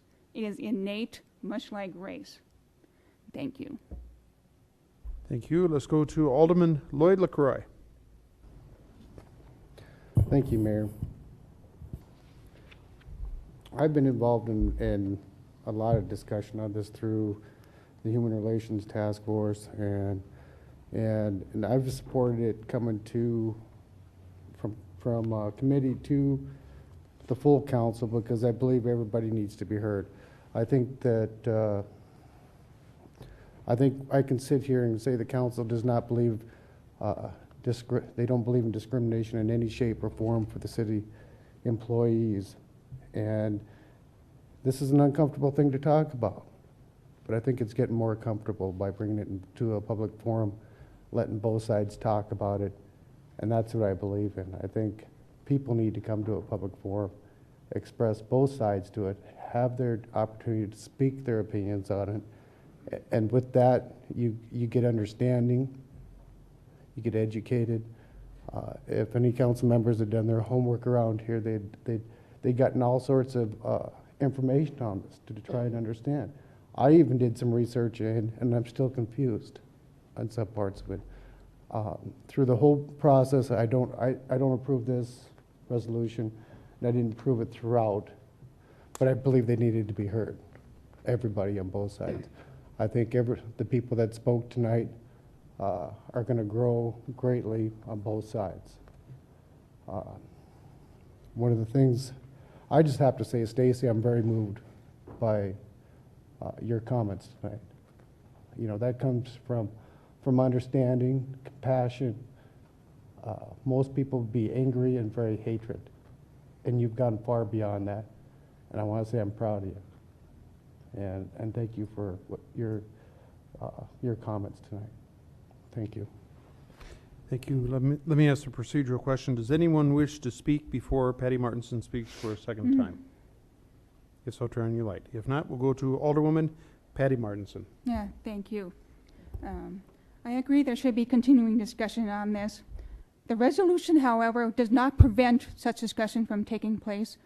So I cannot see why we should not, we should just pass this resolution, but still have discussion. This is not binding on us. This is not binding on the congressional representatives, certainly not binding on the federal government.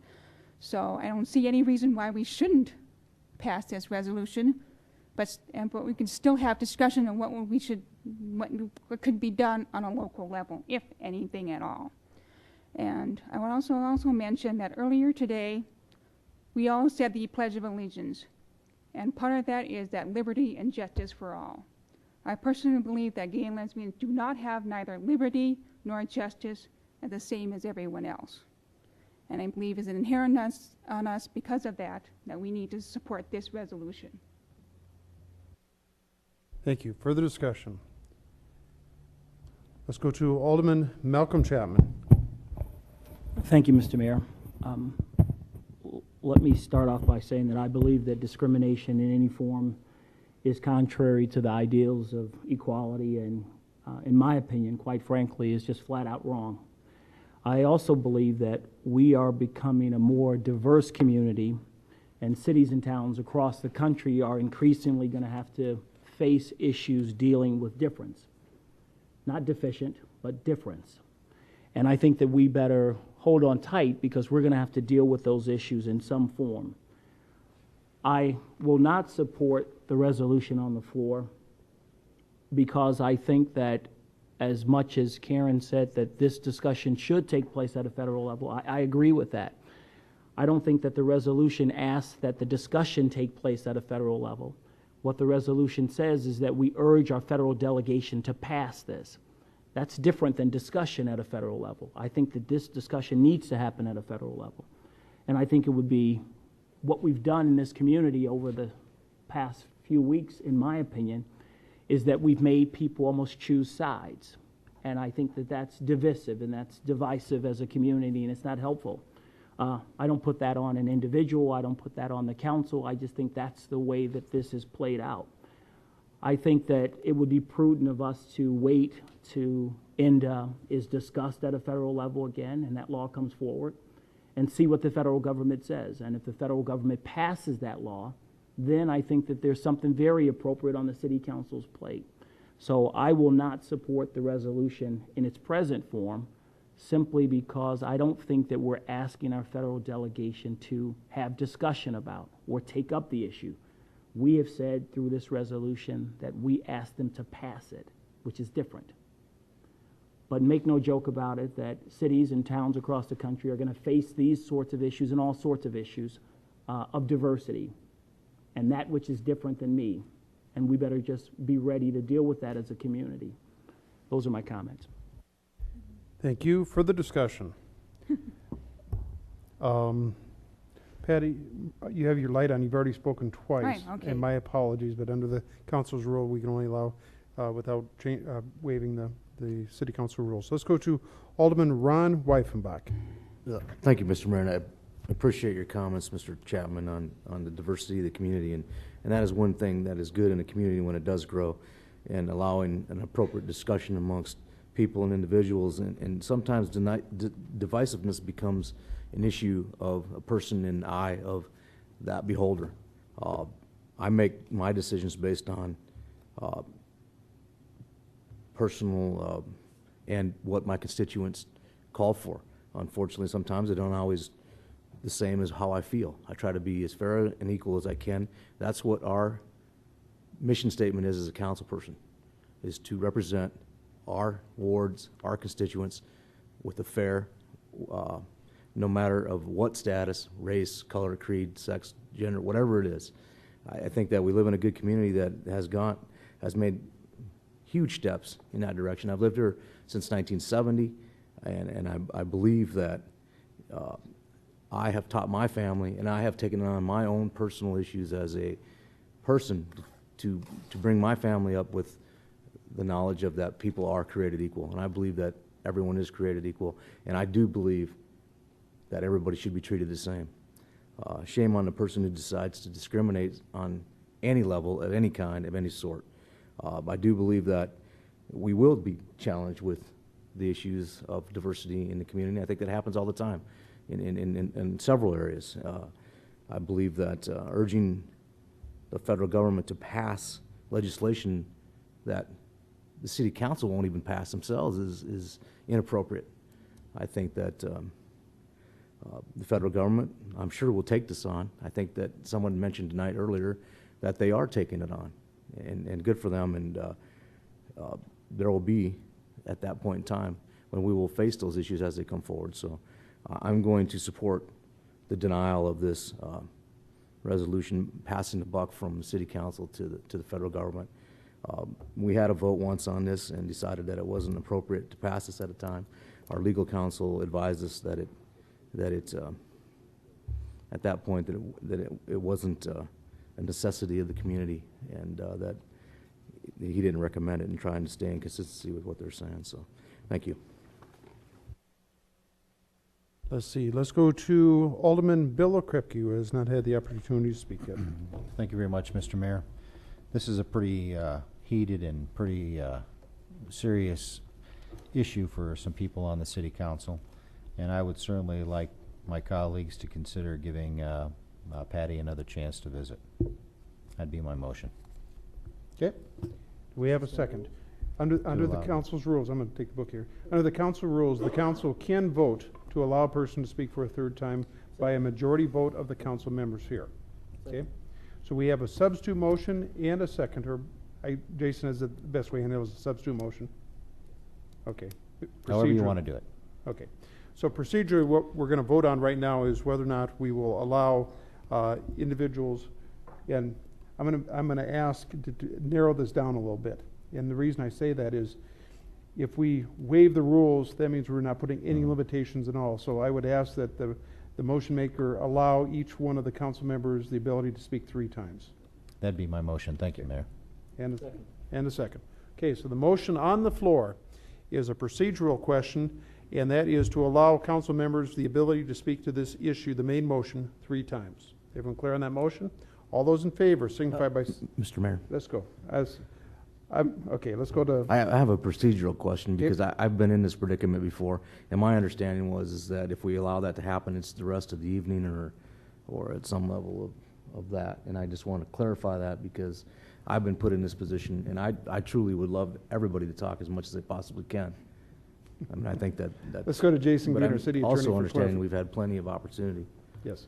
The question is, Jason, is once we actually waive the rules, now there again, the motion on the floor is only for the council to speak 3 times, so it's not unlimited, and it would not affect the discussion from the audience. But would that also extend past this item? I believe that the council has the ability to temporarily suspend a rule or a portion of a rule, and I'll read from you. Section 7.3 of the council's adopted procedures says, a rule may be temporarily suspended at a meeting of the council by a 2/3 vote of the council members elect. Council may not suspend provisions of the rules imposed by state law or state regulation, and any suspension shall expire at the end of the meeting. Because the language of the rule is that you may suspend a rule, I think it's appropriate to impose a different restriction than your rules currently allow. So, for example, your rules currently say no member can speak more than twice. The motion on the floor is to allow each member to speak 3 times on this item. I think that is appropriate, but will require a 2/3 vote of the council. Okay, okay, and that's all right with the seconder. Okay, very good. I'm going to go to Alderman Weifenbach to make sure that, did you have any follow-up on So that? my understanding is that we can just suspend, because that isn't the way I was treated the evening that I had to talk on an item for the 3rd time. My understanding was that it was for the rest of the evening, and I got denied because of the fact that it was for the whole evening. Now we're picking and choosing one item. I mean, I would be more than happy to allow her to speak another time. I have no problem with that. But I just want to make sure that we're being consistent in the way the rules are handled. I know I was denied my third time speaking, and that. Okay, let's go to Alderman Malcolm Chapman.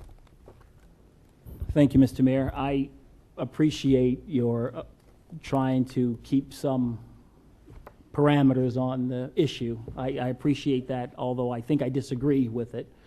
And I have a procedural question. Okay. So if each council member can speak 3 times, this is a substitute motion, does that 3 times start over with No. the okay, so we're going back to the original motion, so in Patty's case, she'd get to speak 1 more time. That is correct. I've only spoken once. Can I yield my 2 more times to Patty? Could I? No, I do not believe you can yield. Or to anyone else for that matter. Under the council's rules 2-12, you can yield additional time, but you cannot yield additional times to speak. So you will not be able to allow additional times of speaking. What it says is, under Rule 2-2, each member shall speak on a pending subject before any member speaks twice. In other words, that's procedural ask. No member may speak more than twice, nor longer than 5 minutes on the same subject without the consent of the majority of the council members present. Okay?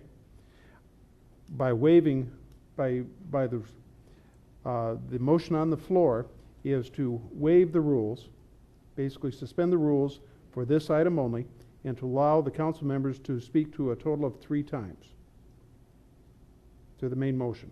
Now, there again, procedurally, if there's substitute motions and so forth, that starts over. But the main motion on the floor, you'll be allowed to speak 3 times. Just Yes. another procedural question. That's the parameters that we're attempting to set up, but the council can do whatever it wants to do and say, no, we're going to suspend the rules and you can speak 100 times if you so choose. That is That's correct. left up to the council to decide. That would require 2/3 votes of the council. That is correct. Okay. Thank you. And going back to your question, though, because I want to make sure that everyone's clear on this, it goes on 2-12, it says, however, a member may speak an additional 10 minutes if the time is yielded by an individual council members. So it talks about yielding additional time, but not yielding the ability to speak. Okay. Okay, everyone clear on the motion? Does anyone wish to speak on the motion? Anyone wish to speak on the motion? If not, all those in favor signify by saying aye. Aye. Opposed?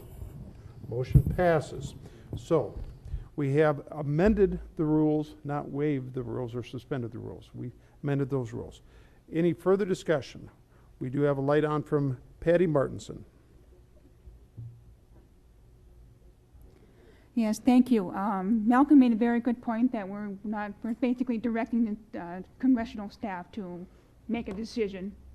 Now, I would be in favor of congressional representatives making that decision in support of non-discrimination.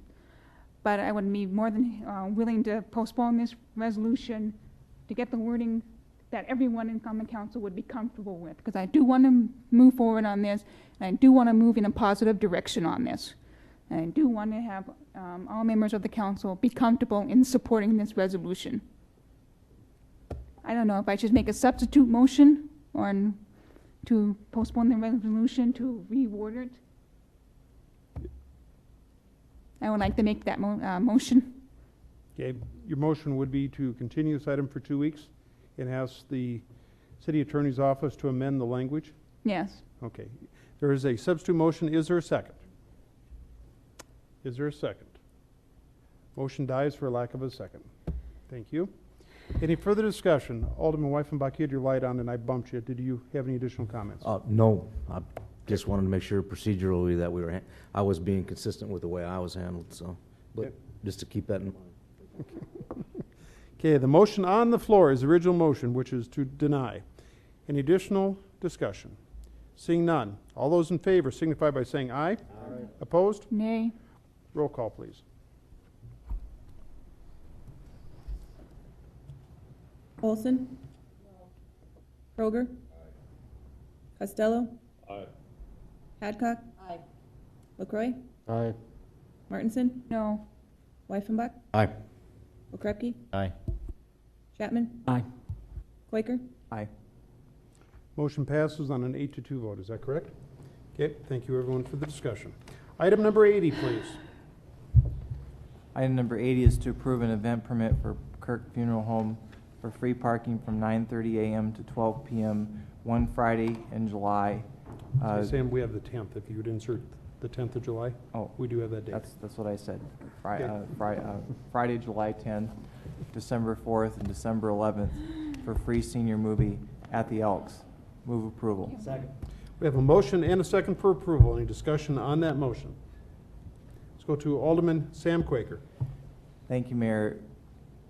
Eventually, we're going to run into a problem, folks, by continuing to approve these event permits. And as much as I like the Kirk Funeral Home, and as much as I hope I never need their services, I think that I think that we are making a policy mistake by having heated debates about parking and parking meters and revenue for ramps when we continue to approve event permits, which will then ultimately deny revenue and it undercuts the very argument that we're in the current process of having. So I know I offered the motion to approve for the sake of discussion, but I think that now is the time for the council to decide whether we're going to just keep approving these one and two at a time and keep kicking this can down the road. Thank you. Thank you. Let's go to Alderman Ron Wyffenbach. Thank you, Mr. Mayor, and I approve that motion. I don't know how to say that. The motion that was made for the approval, and I think that the seniors in our community are a huge overlooked population in our community, and he gets a huge response from these people. And I think the only reason that they're asking for the, and we need to make sure that people understand this, is they've narrowed it down to the half hour extra is all they've done. And the reason is because the seniors have a more difficult time going from the movie to the movie. They just don't want to get a ticket in the middle of that.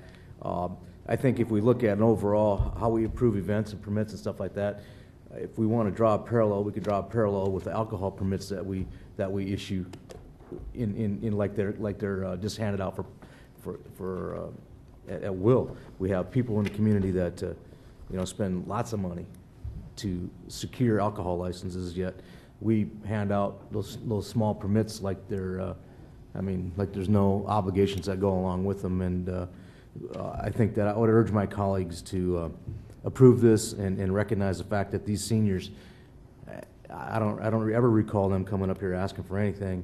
I think if we called them up and told them that we weren't going to give them a half hour extra parking, I think they might give us a few phone calls and a few emails. So I would urge my colleagues to just move this on, but also respect the fact that there is, we have to be careful when we do these permits and make sure they make sense. And in this case, I think that the Kirk Funeral Home, which I too hope not to visit, I tell Kirk every time I see him, it's nice because then I know I'm still here. But I think moving forward with it, I think that there is some concern, obviously, but with event permits across the board, and the fact that when we do take away from some people's livelihoods who sell alcohol and those types of things by giving out those special wine and beer permits, that I think there's a bigger issue there than what these couple hundred seniors may ask for. So thank you. Thank you. Let's go to Alderwoman Karen Olson.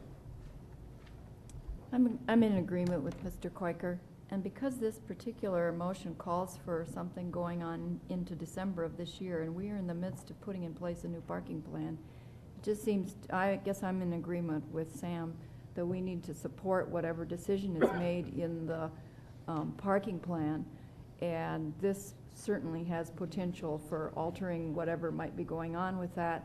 I see just generally in the future the need not to be approving these kinds of special situations. I'd also comment that in the new parking plan there is a request to have a parking manager, And the parking manager's job will be to deal with this kind of issue. And I appreciate Mr. Weifenbach's concern for senior citizens, because I am one. But I also recognize that that this is the kind of request that comes to us frequently. In this case, it's a particularly sympathetic kind of a request because of the people that are being served by this particular request. But I just think that it doesn't serve the community as a whole and doesn't serve our parking plan, which we definitely are working on. There's a special meeting on Wednesday starting at 6:30 to discuss this. I think it just countermands whatever is going on with that. So I'm in agreement with Sam. I won't be in favor of the motion on the floor. Thank you. Let's go to Alderman Lloyd LaCroix. Thank you, Mayor. I just want to say I'm in support of kicking the can down the street for a while, so.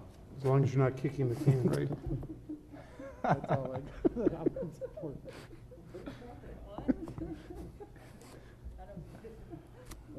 The comment was made that we're just kicking the can down the street by approving this, and that's what I'm in support of, is kicking it down the street and working on it a little bit later on when more information comes forward and more things come forward. So I'm in support of kicking it down, the can down the street for a while. Okay. Let's go to Aaron Costello. I don't have a joke. Thank you, Mr. Mayor. I do have some questions. What area are we cordoning off here? If anyone? JJ, how'd we do this in the past? Go ahead, please. The area in question is the 6th Street area, St. Joseph Street, and Main Street area. There's no condition of cordoning off or anything like that. What we're allowing is the guests of the Kirk Funeral Home that are participating in this event to stay longer than the established 2-hour time period that's down there.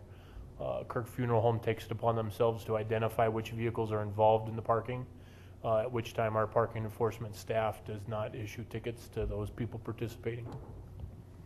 Okay. Thank you, Lieutenant Johns. So if the Kirk Funeral Home notices someone not involved parking in one of these spots, what happens? JJ? Nothing happens at that time. The parking spaces are free and open to anyone. First come, first served basis.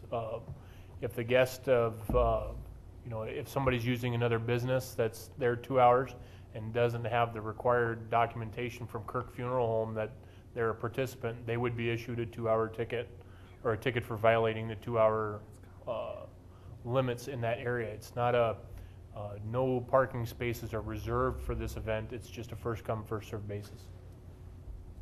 Could you, I didn't quite follow, you mentioned that they'll have documentation from Kirk Funeral Home, and how will that work? Just so I can be clear.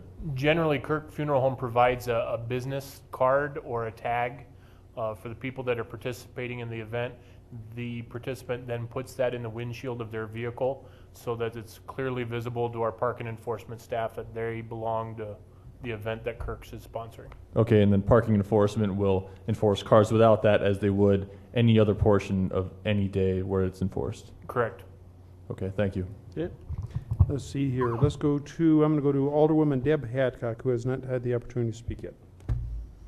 I think this is an idea for bringing seniors downtown and helping them out. I think it's a good idea. They will have the tags. Kirk Funeral Home actually took the responsibility of making the tags. They are making themselves responsible for the people coming downtown, and that's different than some of our other programs that we do. Again, we're helping out some seniors. We've had a business that's taking responsibility for the tags and making sure the police department has this all worked out for them to make sure that this will be a positive, and that if we do this for other businesses, which we do for motorcycle parking and different events, I think it's positive. We're bringing more people downtown.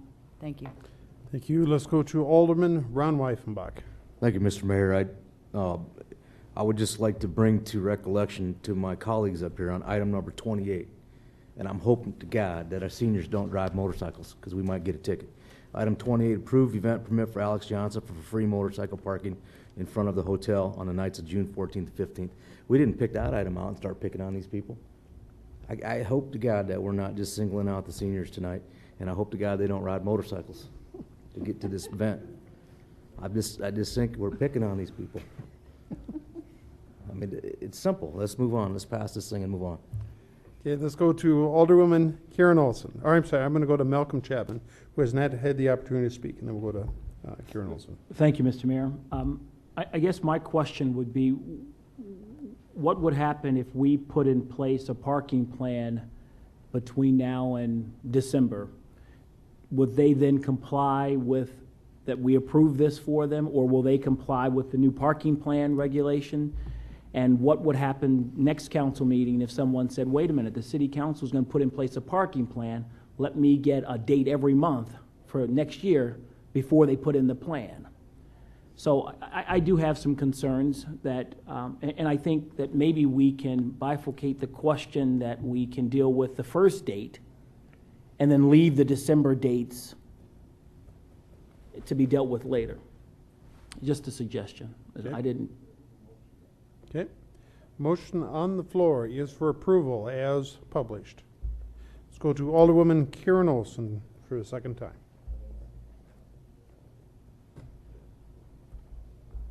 In responding to Malcolm's suggestion, how about if we take just the dates that occurred before the parking plan would be implemented? We have no parking plan, so we can't specify a date if we don't know what the date is. Okay, that answers my question. Thank you. Okay. Motion on the floor is for approval as published. Any further discussion? Seeing none, all those in favor signify by saying aye. Aye. Opposed? No. Motion passes. Was there one no from Alderwoman Olson? Yes. Very good. Thank you, everyone. Item 81, Mr. Preston. Thank you, Mayor. The city received their annual audit from Casey Peterson and Associate. One of the requirements was to make a presentation to the governing body. Mark Lyons from Casey Peterson came and present that in Legal and Finance. The Legal and Finance Committee asked that it be taken before the full council. I guess it would be up to your desire. Do you want to hear his presentation? It is a fairly short presentation, or do you have questions that you would like to address to myself or to the auditor? Let's see, let's have, the motion on the floor is to acknowledge. Is anyone, oh, there's no motion on the floor? Okay, no. Let's get a motion on the floor first, and then we'll ask the question. Okay, do we have a second? Second. We have a motion and a second to acknowledge the 2007 audit. Let's ask the obvious question. Does anybody wish to hear the presentation that was made at Legal and Finance? Okay, very good. That's what we'll do then. Mr. Preston, executive summary, please. Mr. Lyons. Mr. Lyons. Mark, if you'd identify yourself for the record, please. Mark Lyons with Casey Peterson and Associates. We just finished the audit for the City of Rapid City, and I'll try to make this quick. I'm not sure if you do have your audits in front of you or not tonight, but we did issue an unqualified opinion on the city of on the financial statements of the city, which is the opinion you want from your auditor. It means your financial statements are fairly presented in all material respects. Along with that report, we also issue our report on compliance and internal controls. When we issue our report on compliance, we're talking about state statutes and grant agreements. There was one non-compliance related to state statutes, and that was related to overspending the budget. Our recommendation there was at the end of each fiscal year, or throughout the year, when you're getting close to overspending the budget, there needs to be an amendment to the budget. And with internal controls, we had one recommendation related to a matter that came up during the audit, and that was related to really the year-end process and the financial reporting process that occurs at the end of the year to close out the accounting records and prepare the financial statements. With the new personnel that you had in the business office this year, that responsibility really rested with one person, and there wasn't really anyone to provide oversight of that process.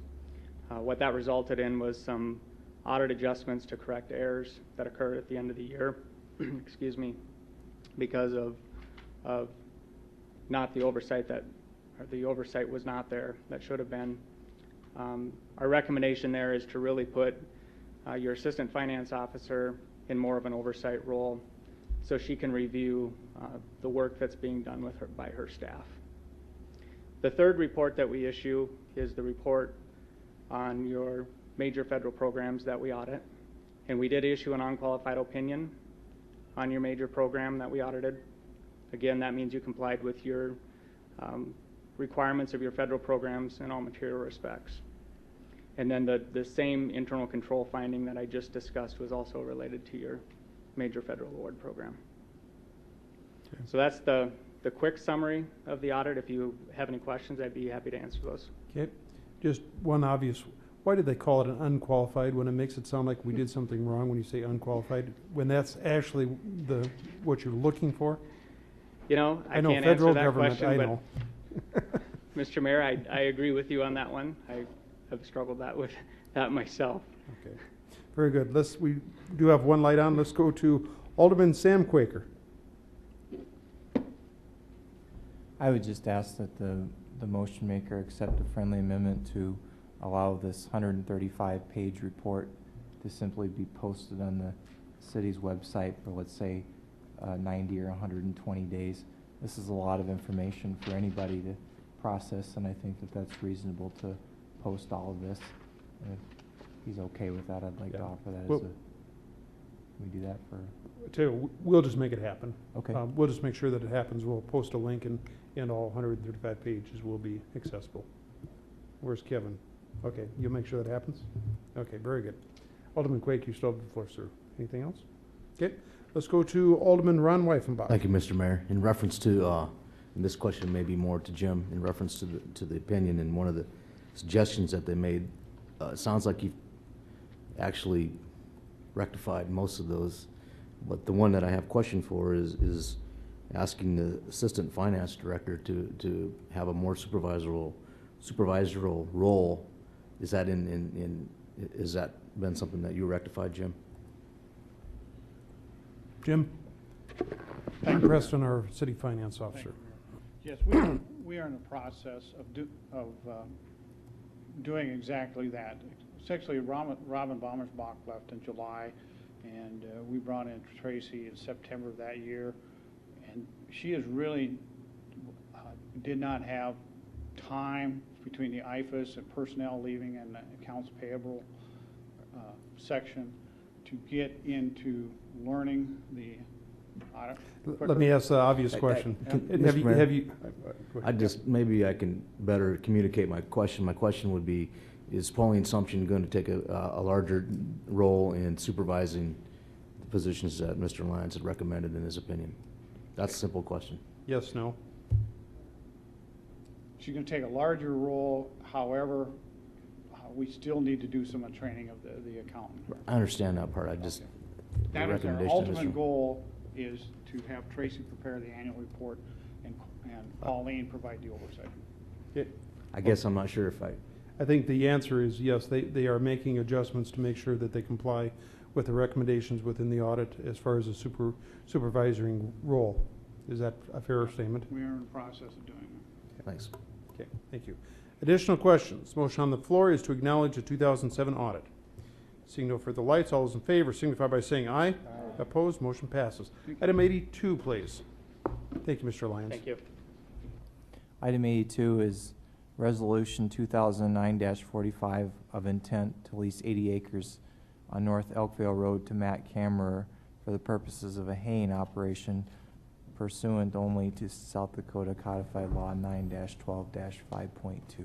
Move approval for the sake of discussion. Second. We have a motion and a second for discussion. Any discussion on that motion? Let's go to Jason Green, our city attorney.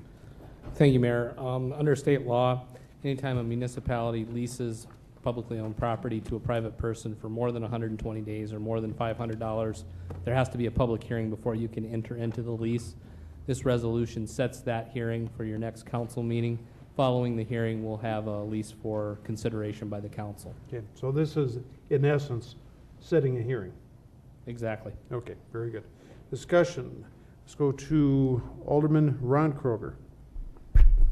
Jason, I think you probably answered the question. Then the terms of the lease will then be at our next council meeting, correct? Correct. Thank you. Okay, very good. Any additional discussion? Any additional discussion? Seeing none, the motion on the floor is for approval. All those in favor signify by saying aye. Aye. Opposed? Motion passes. We're on to the Public Works Committee items, and Alderman Kroger, item number 83, please. Ron, item 83, please. Sorry. Item number 83 is to authorize the mayor and finance officer to sign a covenant agreement between the city of Rapid City and Calvin and Cynthia Severs, authorizing a landowner to obtain a permit to repair or replace the current on-site wastewater system. Move approval. Second. We have a motion and second for approval. Any discussion on that motion? Let's go to Aaron Costello. Thank you, Mr. Mayor. I'll be abstaining from voting. My wife works with one of the individuals on the agreement. Okay, very good. Thank you. We'll so note. Any further discussion? Motion on the floor is for approval. Any further discussion? Seeing none, all those in favor signify by saying aye. Aye. Opposed? Motion passes with Alderman Costello abstaining. Item 84, please. Item number 84 is to approve an appeal of a denial for a non-conforming sewer service line located in the Canyon Lake Heights subdivision. Move approval. Okay, we have a motion and a second for to approve the appeal of denial. In other words, we would be overturning, let me rephrase this, make sure I get this right. In essence, this was actually denied and we'd be overturning that denial. So we would be approving the request. Okay, everyone clear on that motion? As you can see, I am. Okay, discussion on that motion. Let's go to Alderman Sam Quaker. Thank you, Mayor. Down the road, could this put the city in the position of paying 50-50 or 60-40 or 70-30 to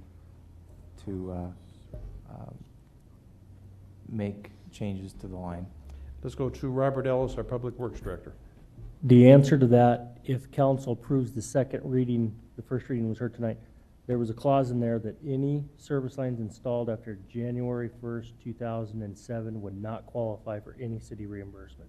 So the answer to that would be no if the second reading is approved. Okay, this for clarification, would it qualify under the current rules because of the fact that it's hard to go out and say that it wouldn't, based upon a presumption that we're going to pass second reading. So under the current rules, would this qualify?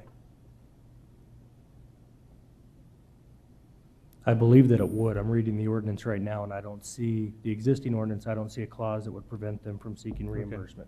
Okay. With that, Alderman Quaker, you still have the floor, sir. Okay. And then the second item is it fair to draw a parallel between this particular action and the action that the council took relating to Tuscany Square, which is the other one that I can think of at this time?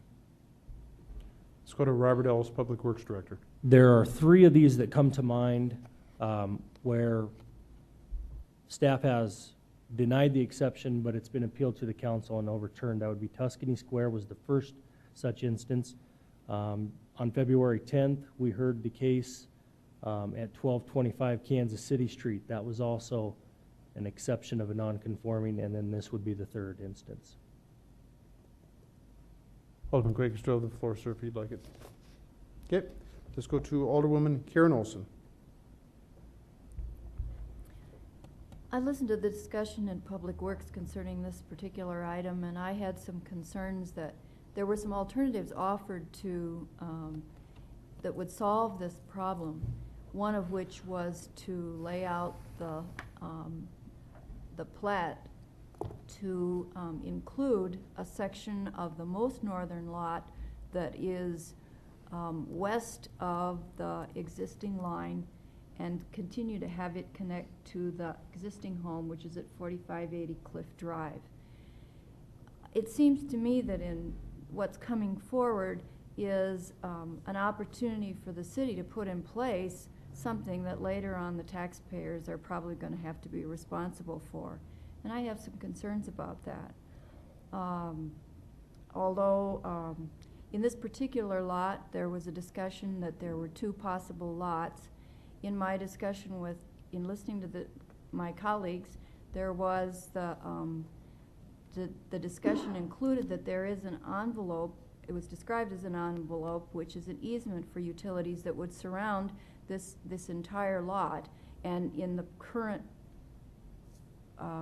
platting process, that exists, I guess, with every lot, and I would certainly defer to growth management in trying to explain that, in which case the suggestion was made that therefore there is on every lot the ability to drop in utilities.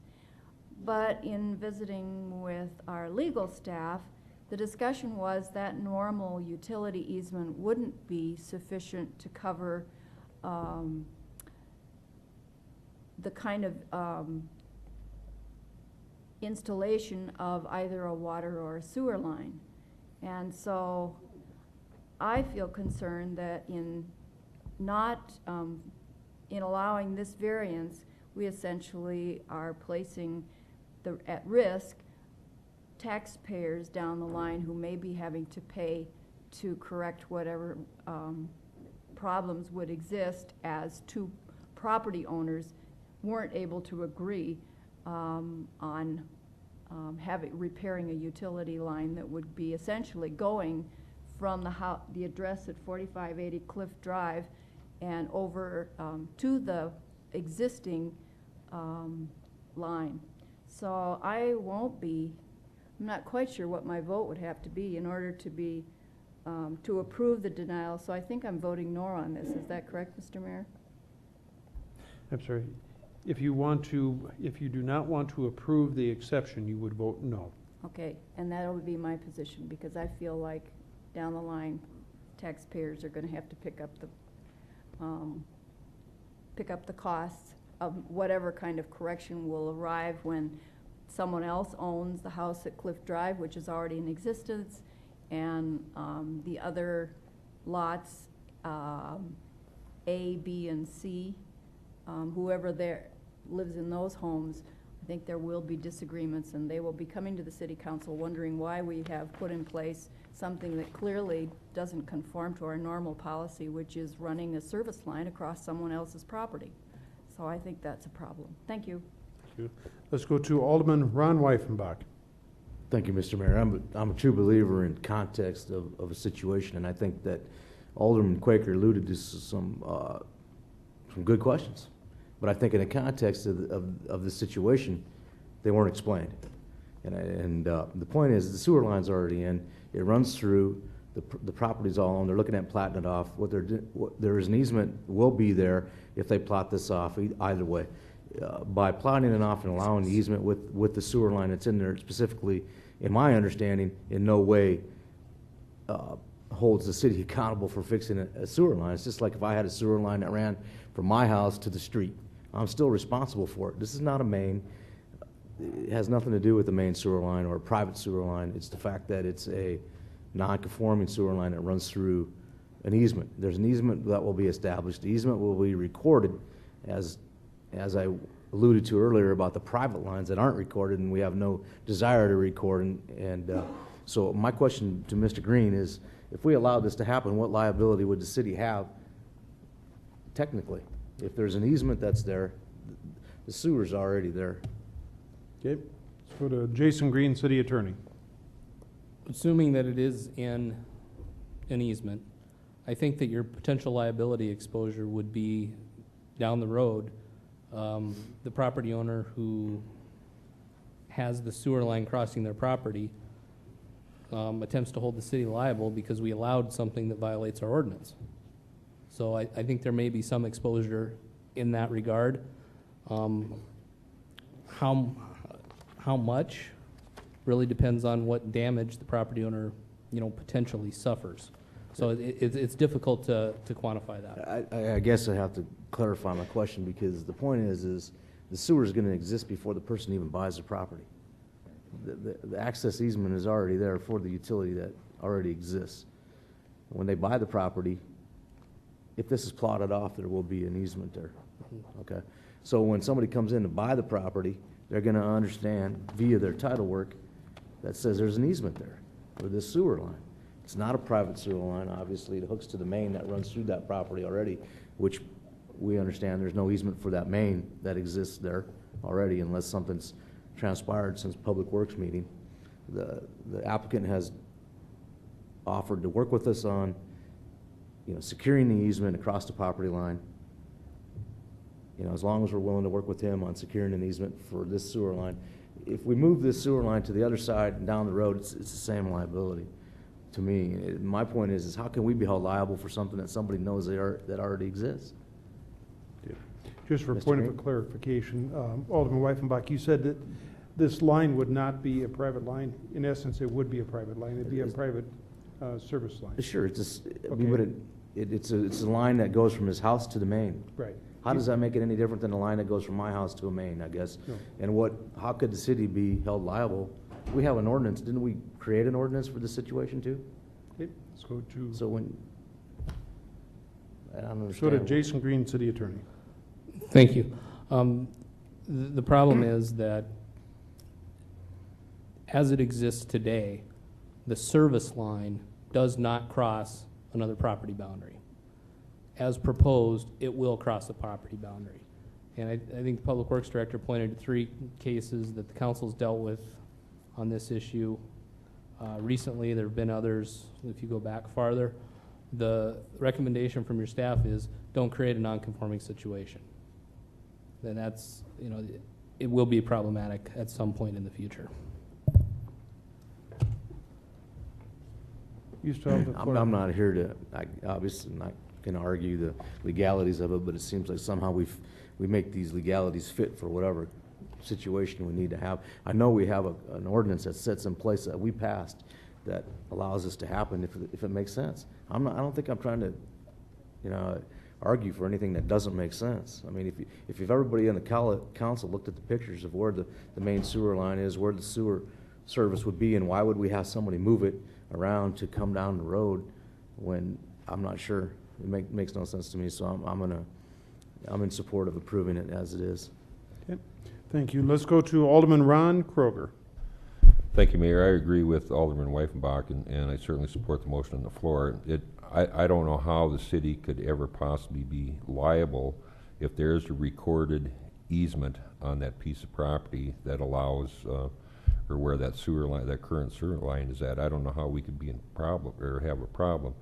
I guess my bigger concern is how did the city ever do a sewer main across that piece of property without getting an easement for access to repair it? How did that happen? Mr. Ellis. In researching this today, I actually found a permanent utility easement that was signed by George and Eleanor Moe on April 16, 1999 for 20-foot wide permanent utility easement on that sewer line. Okay, so we found a. I found the document that was Okay. signed. Whether or not this was actually recorded at the courthouse, I don't know. Okay. But I do have a signed document. But nonetheless, I certainly support the motion on the floor. I think it'd be idiotic in our part to require a person that already has a sewer line hooked up to a city sewer main to reroute his line because he's looking at replatting when it's so simple to do utility easement along that lot line to allow him to keep that in place. I mean, to me, that only makes sense. So I certainly support the motion on the floor. Thank you, Mayor. Thank you. Let's go to Alderwoman Karen Olson. Thank you. It just seems to me that this is the kind of deal where your kid comes to you and the curfew for school nights is 9 o'clock, and your youngster comes in and decides they want to stay out till 11:30, and it's a deal where if you don't ask, you're certainly not going to get to stay out till 11:30. But a smart parent says, you know what, this is a school night, you need to follow the rules. Thank you. Okay, let's go to Alderman Malcolm Chapman. Thank you, Mr. Mayor. In reading our city engineer's letter, my understanding is that what made this line non-conforming was the plat. Or did I miss something?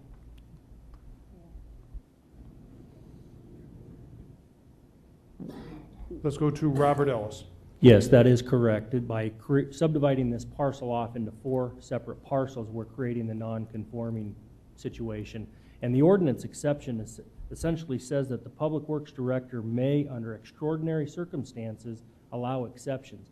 And in my opinion, and I agree with Dale Tech, our city engineer, this isn't extraordinary because they're simply creating the situation. This property is serviceable through a conforming service line simply by changing the plat and rerouting the service line. So when we look at these on a case-by-case basis, and we do, and I don't object to approving them if there is an extraordinary circumstance, but our opinion was this did not qualify under that definition of the ordinance. Thank you. Okay. Additional motion on the floor is to approve the exception. So if you want to approve the exception, you will vote yes. If you want to deny the exception, you vote no. Is everyone clear on that motion? Let's go to Alderman Aaron Costello. Thank you, Mr. Mayor.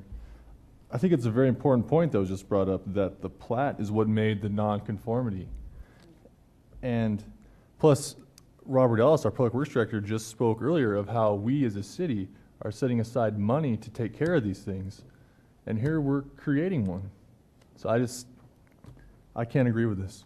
So thank you. Let's go to Alderman Bill Okrepke. Thank you very much, Mr. Mayor. I agree with Alderman Kroger and Alderman Weifenbach. To me, this just makes sense. You know, he's trying to improve and do some better things for our community. He's the service line is in already. It's not like he's asking to be putting it in. He's setting aside an easement, and so the sewer line is going to be in the easement. The future landowners are going to know about it because it's going to be platted. I don't know how much more protection that you need without having to go and harass these people. To me, this just makes sense, and I'll be certainly in support of this. Okay, let's go to Alderman Ron Weifenbach. Thank you, Mr. Mayor. This will be my second time. Hopefully, I won't have to ask for a third. But we'll give it to you, though. One of the things that I think that there's a misnomer here for some of us on the council here is we're not creating a private sewer main that other people are hooked up to. This is one person hooked up. All it is an access easement difference that makes it a non-conforming line. Back in 1800s, which is still, or 1900s, when some of those private lines were built, there was never any way to record what was going on and what the council people were thinking, where they use, but yet we're holding those people accountable for recording things on little cards and that type of stuff. Now we're saying in the year 2009 that we have to have that same level of mentality, and it behooves me to think that maybe this is extraordinary, and maybe I could ask Mr. Ellis what it would cost to move this sewer line. Can you give me a guesstimate of what it would cost for them to remove this and reroute this sewer line? Mr. Ellis, are you prepared to give an estimate?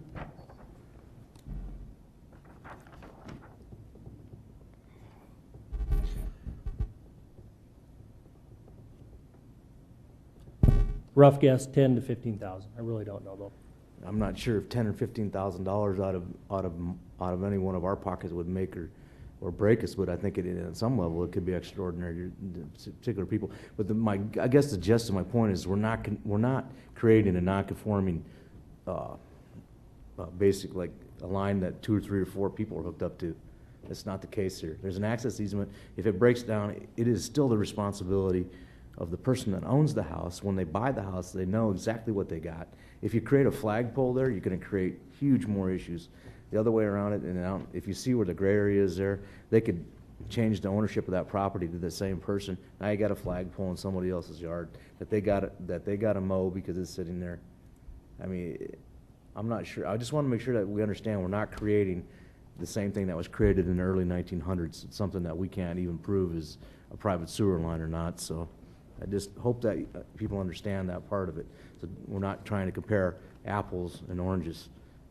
Thank you. Thank you. Let's go to Alderman Malcolm Chapman. Thank you, Mr. Mayor. I have to point out the obvious. It seems as if everyone up here is challenging the council and the city that, it's undue hardship on the applicant to move a sewer line or pay $15,000 to do that. it just seems obvious, move the plat lines. I mean, move the lines. I mean, why can't we do that? Why is there no ask of the applicant to not make the line non-conforming? I don't know if that's a possibility, but it seems to me that that would be an obvious question that we would ask if we're going to come and challenge our Public Works Director and the Public Works Department to say, well, what would make this extraordinary in your opinion? Well, I think that's a fair question to ask our Public Works Director. But then how do we not ask the applicant, don't plat the lines like this so that it makes it non-conforming in the first place? Why? And I'd like to ask the applicant that. Mr. Hall, would you like to answer that question?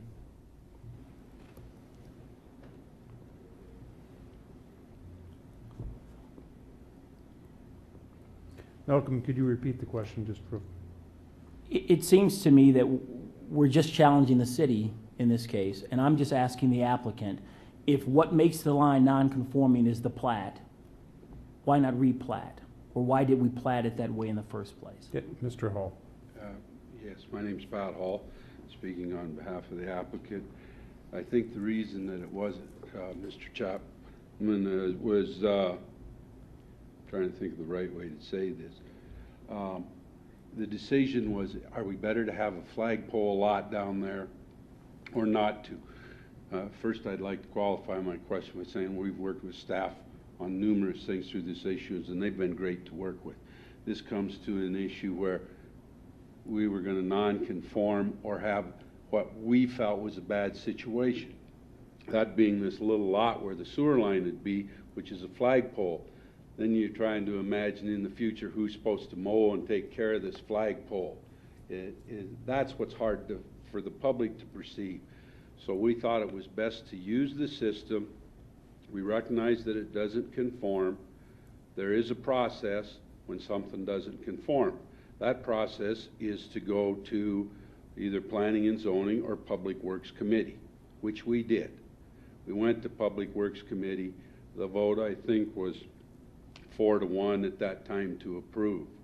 And I think that's using the process. We're not trying to put anybody else on the spot. We're trying to use this process to say, we think this is the best way. Happens to be in a different opinion of what staff has. But this isn't the first time that type of situation has been brought to City Council. So that's the reason. And I hope that was your question. What was the reason? Okay. Thank you. Thank you, Pat. Mr. Hall. Malcolm, you still have the floor, sir. I'm done. Okay. Any further discussion? Motion on the floor is for approval of the request for exception. Make sure I get this right. So it would be approval of the exception. Seeing no further lights. All those in favor signify by saying aye. Robert, you don't get to do this. Sorry. When I ask if there's any further discussion, it's for the council, not for staff. All those in favor signify by saying aye. Aye. Opposed? No. Roll call, please. Kroger? Aye. Costello? No. Adcock? No. LaCroy? Aye. Martinson? No. Weifenbach? Aye. Okrepke? Aye. Chapman? No. Quaker? Aye. Olson? No. That's 5-5. Motion fails. We're on to item number 85. Oh, no, we need to dispose of this, or that dispose of, okay, very good. Motion fails. Mayor will vote against it. Item number 85, bids.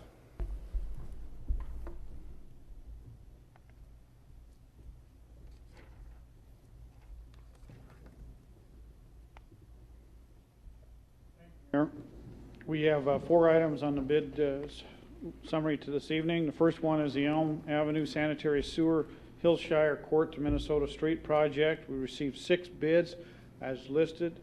Staff is recommending accepting the base bid plus schedule number 2 from Quinn Construction Incorporated in the amount of $290,406.30.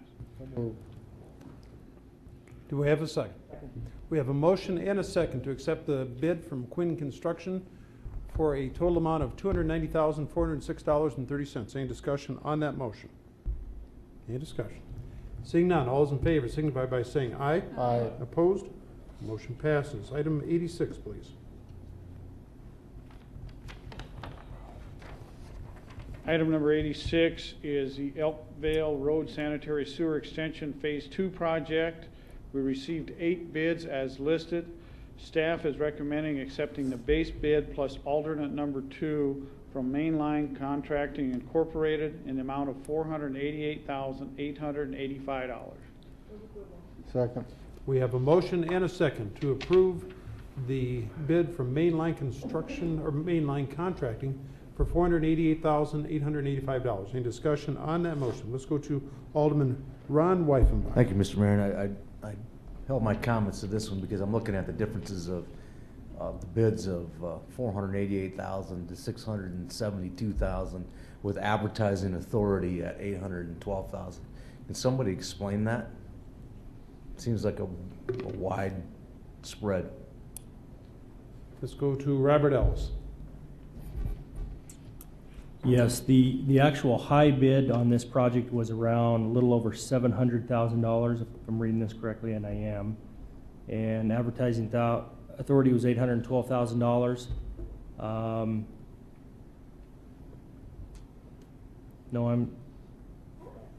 Here, why don't we do it this way? The recommendation was to accept the base bid plus alternate 2 for $488,885. So the spread in the bids will be from $488,000 to $672,000. Okay. And what I can explain, it'd be better to understand the difference between the alternates. What we're doing here with the alternate number 1, that was to use a sewer material of concrete pipe, which is traditionally what we use here in town. However, alternate 2 uses a PVC material. The performance is just as good as the concrete, but it brought some competition to the table when we had the 2 different materials. It brought more vendors to the table. And so that might be why we're seeing better prices here, is because we had a lot more people and a different material. Yeah, I understand, Mr. Ellis, but I guess what I'm bringing at is I think this is a solid case for the bid process. That just, $488,000 on the low and almost $700,000 for the high. Yeah. And that seems like a huge window of opportunity. Then we had an advertising bid of advertising authority of $812,000. Yes. And we're just about, 40, probably better than 40% below the advertising authority by bidding this project out. We're seeing very good prices across the board due to the economy and just the competition. You think that's out that there. competition helps drive these? When people are looking for jobs and they're out and obviously supply and demand here and the amount of jobs that are available, is that what are, and just the supply and demand on materials but overall? Yeah, in the construction industry, yes. Bidding these publicly is a good thing for the city. I mean, the construction industry also would reel across the board to maybe the professional industry. Getting a low bid for an attorney is not the same as getting a low bid. I'm not for talking a about street. attorneys. I'm just, There is a difference between professional service and construction. Okay, I'll beg to differ that, and we'll have that conversation another day. Thank you. Okay, let's go to Alderman Aaron Costello. I should take that. Hey, Mr. Mayor, my question was, maybe that it works. My question was on the alternates, and thank you very much, Mr. Ellis, for explaining that. Okay, very good. Motion on the floor is to approve Mainline Contracting, Inc. for the base bid plus alternate 2 for a total of $488,885. Everyone clear on the motion? Seeing no further lights, all those in favor signify by saying aye. Aye. Opposed? Motion passes. 87, please. Item number 87 is the Brook Street and Nicole Street Rehabilitation Project. We received 2 bids as listed. Staff is recommending accepting the bid from Simon Contractors with total base bid, plus in addition to that, alternate number 1 for a total of $319,264.90. Move approval. We have a motion and a second to accept the bid from Simon Contractors, which is the base bid plus the alternate 1 for a total of $319,264.90. Any discussion on that motion? Let's go to Alderman Lloyd LaCroix. Thank you, Mayor. I'd just like a little more information on the alternate one, if I could. Okay, Robert? The base bid was to do Brook. Alternate one was to do Nicole. So those are the two streets. Thank you. Okay. Let's go to Alderwoman Deb Hadcock. Robert, could you tell me how you come up with advertising authority of like 330, and then in this case our bid is under? How did you come up with that amount? Robert? For the advertising authority, we did an estimate on what it would cost to Brook and Nicole. Okay. And we were fairly close at $319,000 is what the low bid came in at. I'd like to commend you guys on that because it's hard sometimes, and I know from bidding processes, to come up with even close sometimes to where you need to go. So sometimes we do say a few things to our staff about how we do our process, but I can tell you it takes a lot of work to get where we are in that advertising authority, and I appreciate that you're under, and that's pretty darn close. Thank you. Thank you. Any further discussion? Motion on the floor is to approval of the Simon's Contractors base plus alternate one, $319,264.90. Any further discussion? Seeing none, all those in favor signify by saying aye. Aye. Opposed, motion passes. Item number 88, please, Mr. Preston. Item number 88 is the East North Street Overlay Project. We received 2 bids as listed. Staff is recommending we accept the total base bid plus alternates 1 and 2 for a total amount of $227,632.55. Move approval. We have a motion and a second for approval. Any discussion on that motion? Let's go to Alderman Lloyd LaCroix. Thank you, Mayor. I've got the same question for Robert Ellis on this, what's alternate 1 and 2 for? Okay. The base bid was the area East Boulevard, East North, right where it turns. It also included the Milwaukee Street intersection, and then just west of La Crosse to Pine Street. Alternate 1 and added another half block west of La Crosse and took it all the way to Racine. Alternate 2 extended it from Pine Street all the way to Spruce. So essentially what we did is we prioritized the worst areas. That was the base bid. Okay. Second worst area, third worst area were alternates 1 and 2. Okay. So I have a map that maybe I could show you where all the project areas are. That would be great, because I'd like to turn it, if we can you can just get me a copy. We got some people that live on Spruce Street that have neighborhood watch meetings that probably really want to take a look at what's going to happen up there. Thanks, Robert. Okay. Thank you. Let's go to Alderwoman Deb Hadcock.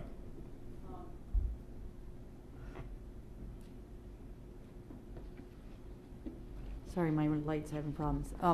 On this, we have advertising authority of $190,000, and our project costs are $227,000.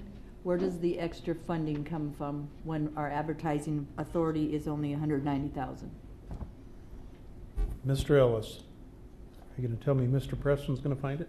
Yeah, we can find that within the budget. We have had some favorable bids just tonight that will allow us to have some funding to see the rest of this project through. And I appreciate that, because in this case, this is something that the constituents in my ward, Ward 4, and anywhere that anybody that drives across or east north, there's some huge potholes. We appreciate this coming forward. Did you want to answer that? Sorry, No, Mr. I just Preston. appreciate it too. Yeah, it's just a great project, and we appreciate, again, that Public Works has brought this forward. And on the $227,000, I can tell you, as a constituent as well, and my area, this is going to be an awesome project to overlay. Robert, one more question. This came about because this project won't be bid or let out from the DOT in what year? We visited with them today, and we're looking at the year 2011, 2013, and if necessary, 2015. So those would be the 3 construction years. I appreciate that. That also tells us why we need to do this action and this bid or this overlay at this time. Thank you. Thank you. Let's go to Alderman Ron Weifenbach. Thank you, Mr. Mayor. I have a question for Robert, and just regarding timelines. I drove this road tonight, and it seems each day seems to get worse. So I'm assuming it's probably a high priority for you. It is. we're essentially waiting for the asphalt plants to open, and that's totally dependent on weather. Okay, thank you. Okay, motion on the floor is for approval of the Simon's contracts, base bid plus alternates 1 and 2 for Too much? thank you, 227, 632 and 55 cents. Any further discussion on that motion? Seeing none, all those in favor signify by saying aye. Opposed? Motion passes. Thank you, Thank you. everyone. Okay, we are on to mayor's items and council liaison reports. Let's see. We did have a 88A, and that was for Alderman Chapman to discuss the economic symposium. Thank you, Mr. Mayor. There's a symposium which will be held on April 17th from 9 a.m. to 2 p.m. at the Ramcota.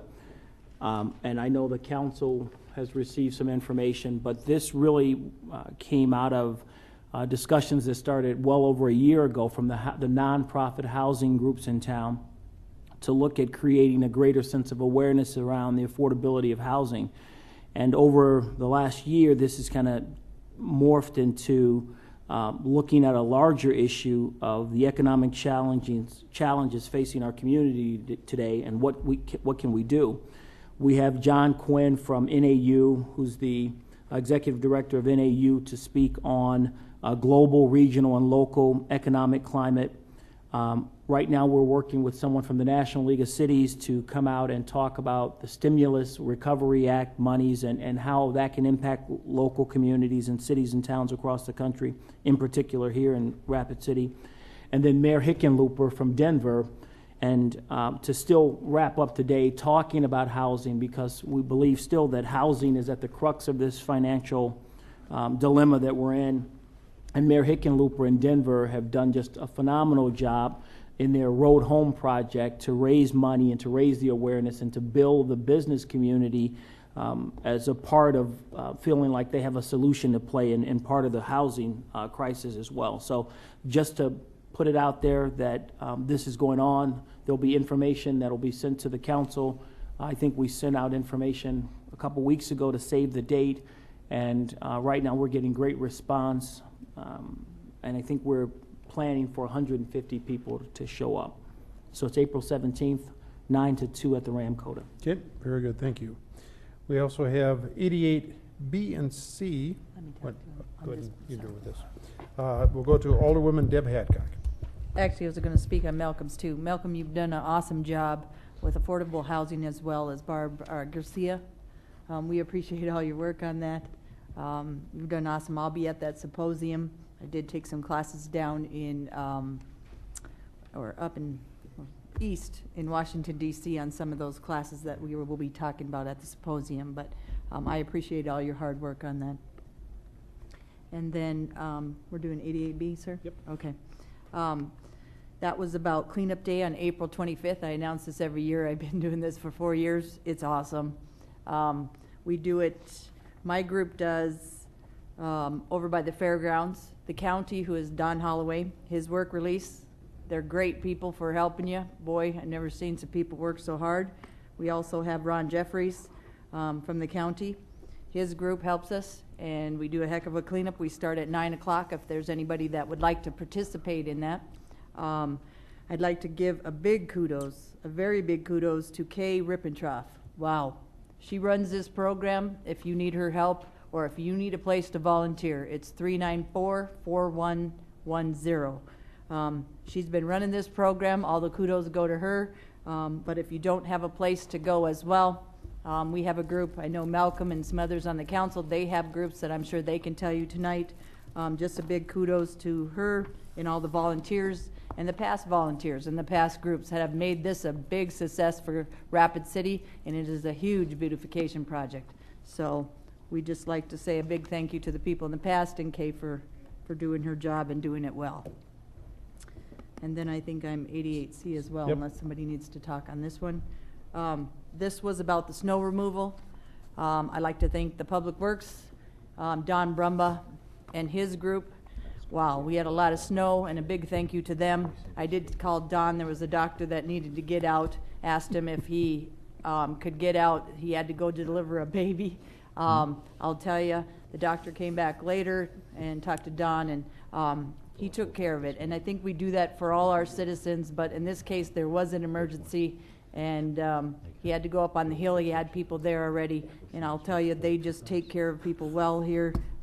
Kudos to that street department. Hard workers, and they do have to get up all hours of the day and night and take care of the citizens of Rapid City. So sometimes I know they don't get to your house fast enough.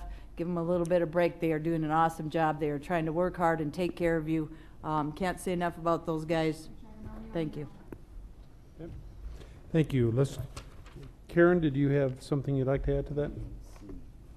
Yes, I was just going to say the Beautification Committee has historically been a part of the cleanup day. We've mucked around in Rapid Creek for about the last, all the time I've been on the council. Some folks have gotten fairly wet actually doing that process. So it is really a great thing, and a lot of good comes out of it. Okay. Very good. That does take us through the council items and liaison reports. We are on to staff items and Robert Ellis and our 2012 update. Did we have any changes? I have no changes to report. Okay. Let's go to Alderwoman Patty Martinson. Yes, I was looking at item 27 on the Vision 2012, and I see it had not been updated sometime. I was wondering if you can contact the appropriate party to see what the status of that is. That would be the ATTA, the Alliance of Tribal Tourism Advocates. Go ahead, Robert. I have not had any conversations with them regarding the powwow grounds. I'm not sure what the status of their project is. I can tell you Daphne Richards, who has been spearheading the Ottawa Powwow Grounds, is actually scheduled to come in and give me an update sometime this week, so we'll try and send out an email once we hear from her. Thank you. You're welcome. Okay, let's go to Alderman Ron Weifenbach. Thank you, Mr. Mayor. I kind of wanted a little bit of information on the road that was it Hawthorne Street, running through from the School of Mines? Mr. Ellis. The road over the hill? Yeah. Okay. I do know that the School of Mines is taking the lead on that project. We provided $1 million in funding. They were supposed to match that with in-kind funds, I believe. The price tag last I heard on the project was $2 to $3 million. I don't know that they've received any substantial funding on their end. So from what I've heard, that is not moving forward. I guess, Robert, my question is, there's a need for that Hawthorne Street to go from St. Patrick to Meade Street, and that thing's been there for 30 years like that. And if we're going to move forward with the School of Mines street project, then that's great. But I mean, because it would connect two parts of the city there. But that, I'm telling you, after this snowstorm and having to drive through somebody's parking lot that's not even a street to get from Meade Street to St. Patrick Street for hundreds of constituents that live back there, I'm telling you, it's a nightmare. It's an absolute nightmare. So I'm just thinking if there's a way that at some point when we reconsider 2012, and if the School of Mines is not going to go ahead with that project, that they tell us and that we can look at shifting that to fix the other part of Hawthorne. Thank you. Yep, thank you. Don't see additional lights, so look for motion to acknowledge the 2012 update. So moved. We have a motion and second to acknowledge the update. Any discussion on that motion? Seeing none, all those in favor signify by saying aye. Opposed, motion passes. That does take us to appeals. Item number 90. Is Mr. Rice here? Okay, there he is. Okay, let's see. Sam, could you read that in for us, please? Item 90 is an appeal by Don Rice from Aggressive Auto for sign code appeal. For the sake of discussion, I will move to grant the approval of the applicant's request. Okay, do we have a second? Okay, we have a motion and second to grant. Any discussion on that motion? Marcia?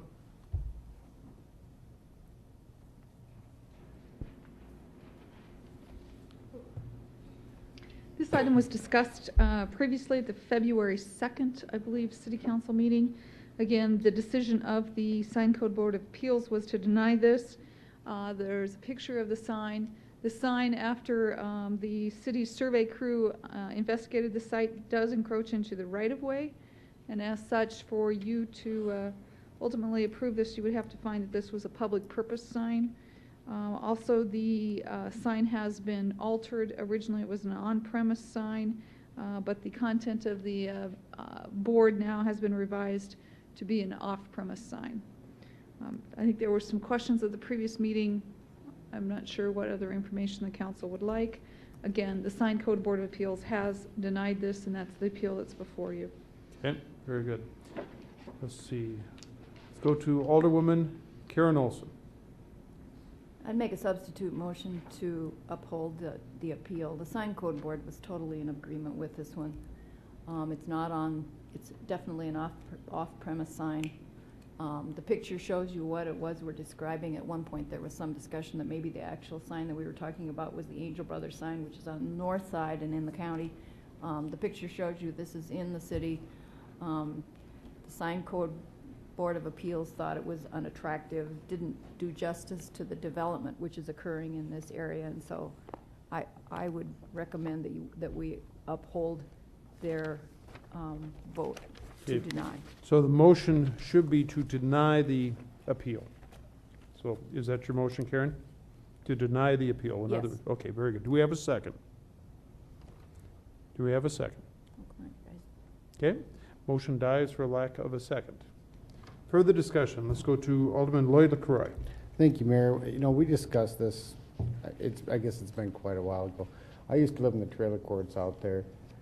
As Karen says, you know, one side of the street's city, one side's county on the other side.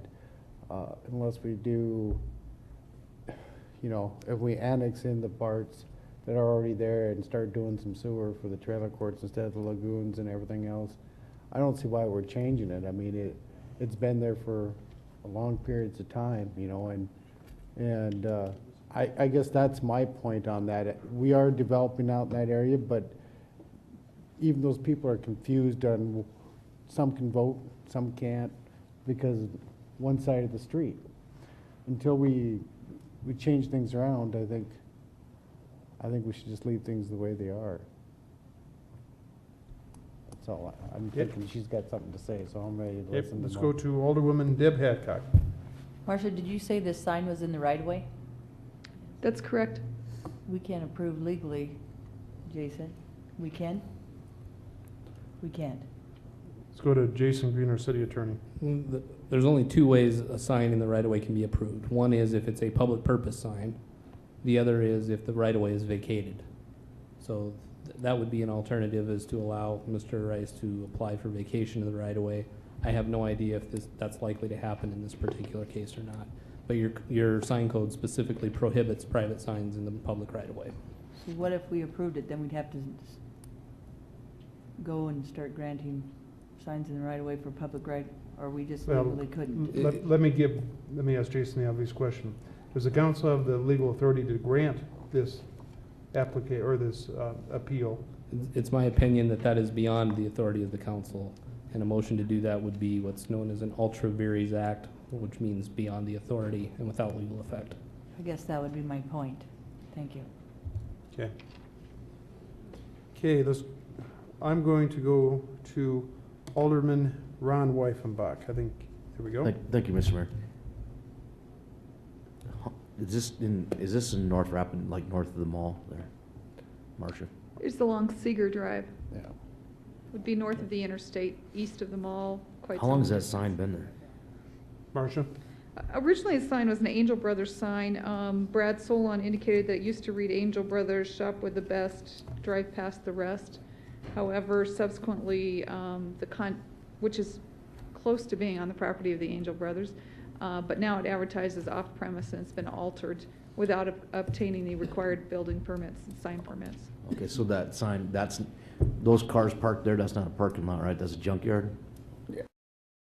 That's a junkyard. But it's not the A1, it's not the recyclers, right? Correct, it is not. So moving it back into their yard wouldn't, so they put up a billboard on a sign that used to identify a property, right? Correct. Okay. Thank you. Let's go to Alderwoman Karen Olson. I just remind you that the folks who are in the industry thought that this should not be approved. And they're their interest is in making sure that the signs are of high quality, and they just thought that this didn't meet any of the requirements. Okay. Let's go to Alderman Lloyd LaCroix for, I believe, a second time. Thank you, Mayor. I guess, last time we discussed this, Mr. Rice left the room, and so there wasn't much discussion. I didn't know if Mr. Rice had any comments on this. Well, let's see here. We've taken public comment. If you have a specific question for Mr. Rice, you're certainly able to ask it. I'd like to ask Mr. Wright if why he'd be unwilling to move it, or how we could make it into a public sign. I'm not, Two questions on there. that's probably more of a question for the city attorney. I think he already addressed it. One is the city council, there could be application for a vacation of the right-of-way. Correct. But there again, that still doesn't address the issue of as far as a off-premise sign. It would still be in violation of the sign code. Is that a fair Yes, statement? it is. Okay. The structure itself could be legalized with an appropriate advertising message if the right-of-way was vacated. But it wouldn't be for the business that Mr. Rice is looking for. Right. So, in order to be compliant, if the right-of-way was vacated, to make it a sign that meets the sign codes, it would have to be for an on-premise use, which is other than what the sign is currently used for. That's my understanding, yes. Okay.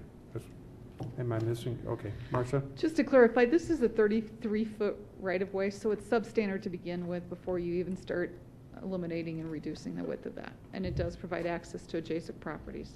Okay, thank you. Let's go to Alderwoman Deb Hadcock. Didn't we have a sign issue kind of in that area before, and we continued it or did something with it? So the person, because it's been there 10 years, or it wasn't even 10, it's probably 30 years. This is the same sign? Yeah. Holy cow. In one sense, you want to help his business and not hurt it, because it hasn't hurt anything, but we also have to comply. And he's telling us or Mr. Jason Green saying we don't comply. And I don't think it's really hurting anything, but you also have to follow rules, so it's unfortunate in this case. Okay. Here's the part I'm struggling with. We have a motion on the floor for approval of the appeal, which I'm being told by our city attorney is the council doesn't have the authority to grant. Okay, so the chair will look for further discussion or action. There was a substitute.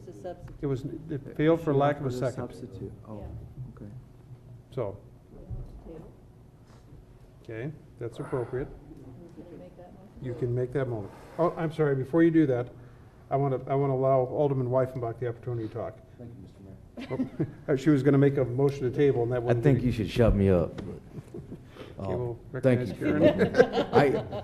I don't understand why did this come to us if we can't, I mean, I guess I'm not. Let's go to Jason Green, the city attorney. Thank you. This comes to the council because the sign code provides an appeal process. The fact that a process is provided doesn't mean that every appeal that will come through that process is something you can do. But the process exists so that people can ask for the council to undo what the sign code board has done, and so that there's review of the actions of that subsidiary board. Even though we can't do that. Even though you can't do what's being asked in this specific case. No. Wow. I feel sorry for the gentleman who brought this forward. I mean, if we're asking us to do something we can't do, but spend your time to come here and do it, but we can't do it. Thanks. Okay. Let's go to Alderman Sam Quaker. Thank you, Mayor. I'm going to offer a motion to stay enforcement until January 1, 2010, and allow the applicant an opportunity to apply for vacation of the right-of-way. Second. Okay, we have a motion and a second. Discussion on that motion. Discussion on that motion. Let's go to Alderwoman Karen Olson.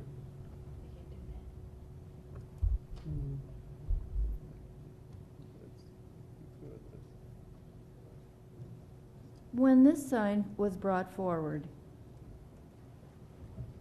the sign code folks had not had a chance to go out. They had not measured the right-of-way, so they weren't. This was just this was a dispute between two businesses, really. Then because it became an issue, they went out to measure the right-of-way and realized there was this additional problem that it was sitting in the right-of-way. So I can't. I just don't understand why you aren't paying attention to your board. They're the industry people. Okay, thank you.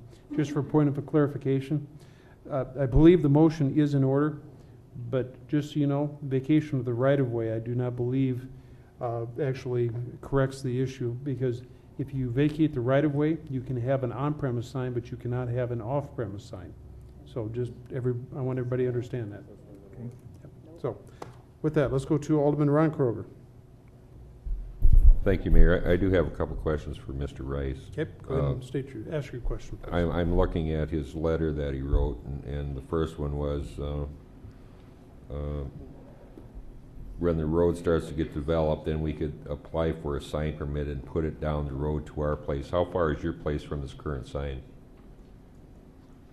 I think it's like 300 and some feet.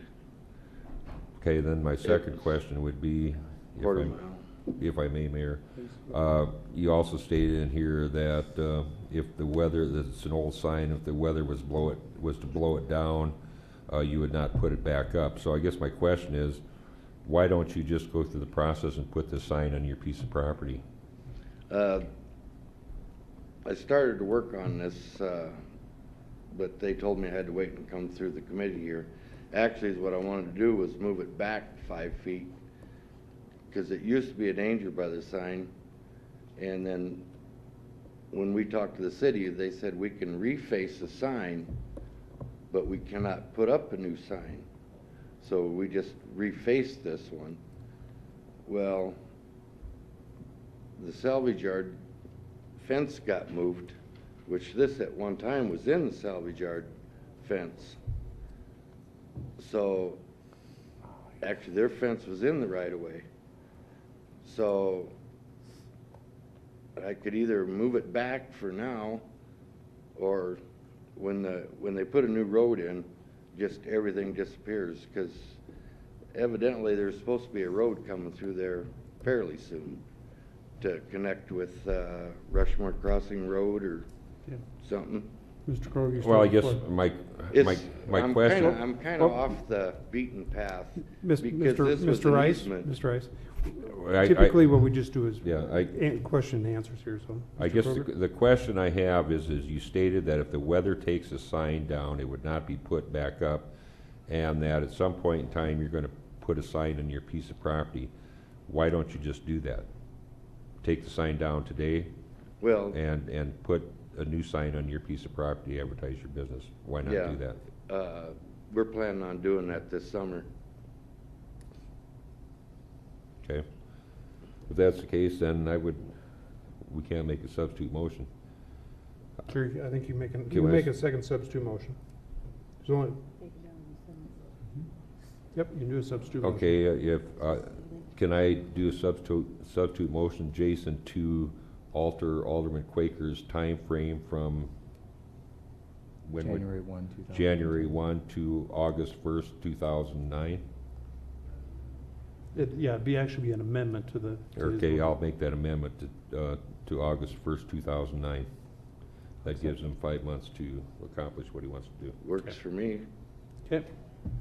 Everyone clear on the motion? The motion is an amendment to the substitute motion to stay enforcement and take it to an August 1st deadline. Is everyone clear on that motion? It was a friendly amendment. I accepted it. I don't think there was a second to have that. Second. Yep. Okay. We have a motion and a second. So we're going to vote on the amendment. Everyone clear on the amendment? We will give him till August 1st. We will actually stay any enforcement till August 1st. Okay? Discussion on that motion. Seeing none. All those in favor signify by saying aye. Aye. Opposed? Motion passes. We're back to the substitute motion as amended. Everyone clear on that? In essence, it's the same vote, and that is to stay the enforcement action till the August 1st deadline. All those in favor signify by saying aye. Aye. Opposed? Motion passes. Okay, thank you, everyone. That does take us to the public hearing items 92 through 117. The chair will look for motion to open the public comment periods on item 92 through 117 inclusive. Do we have a second? Thank you. We have a motion and a second. Any discussion on that motion? Seeing none, all those in favor signify by saying aye. Opposed? Motion passes. We are on to the continued public hearing consent items, item 92 through 96. Marcia, do we expect any of those to be pulled? Okay, Chair will look for a motion to approve items 92 through 96 as per the recommendation in the packet. Okay, we have a motion and a second. Any discussion on that motion? Motion is to approve items 93 through 96 inclusive per recommendations. Seeing none, all those in favor signify by saying aye. Opposed? Motion passes. That does take us to the end of the consent, public hearing consent items. Chair look for a motion to close the public hearing items 92 through 117. So moved. We have a motion and a second to close public hearing. Any discussion on that motion? Seeing none, all those in favor signify by saying aye. Opposed? Motion passes. We are on to the consent public hearing items, items 97 through 108. Does anybody need to have any items 97 through 108 inclusive removed? If so, turn on your light. Marshall, did you have anything to remove? Chair look for a motion to approve the consent public hearing items, items 97 through 108 inclusive. We have a motion and a second. Any discussion on that motion? Any discussion? Seeing none, all those in favor signify by saying aye. Opposed? Motion passes. That does take us to the end of the consent public hearing calendar. We are on to the non-consent public hearing items, item 109 through 117, and we will go to item 109, please. See who reads that in. Is that Sam or Ron? Growth Management, yep.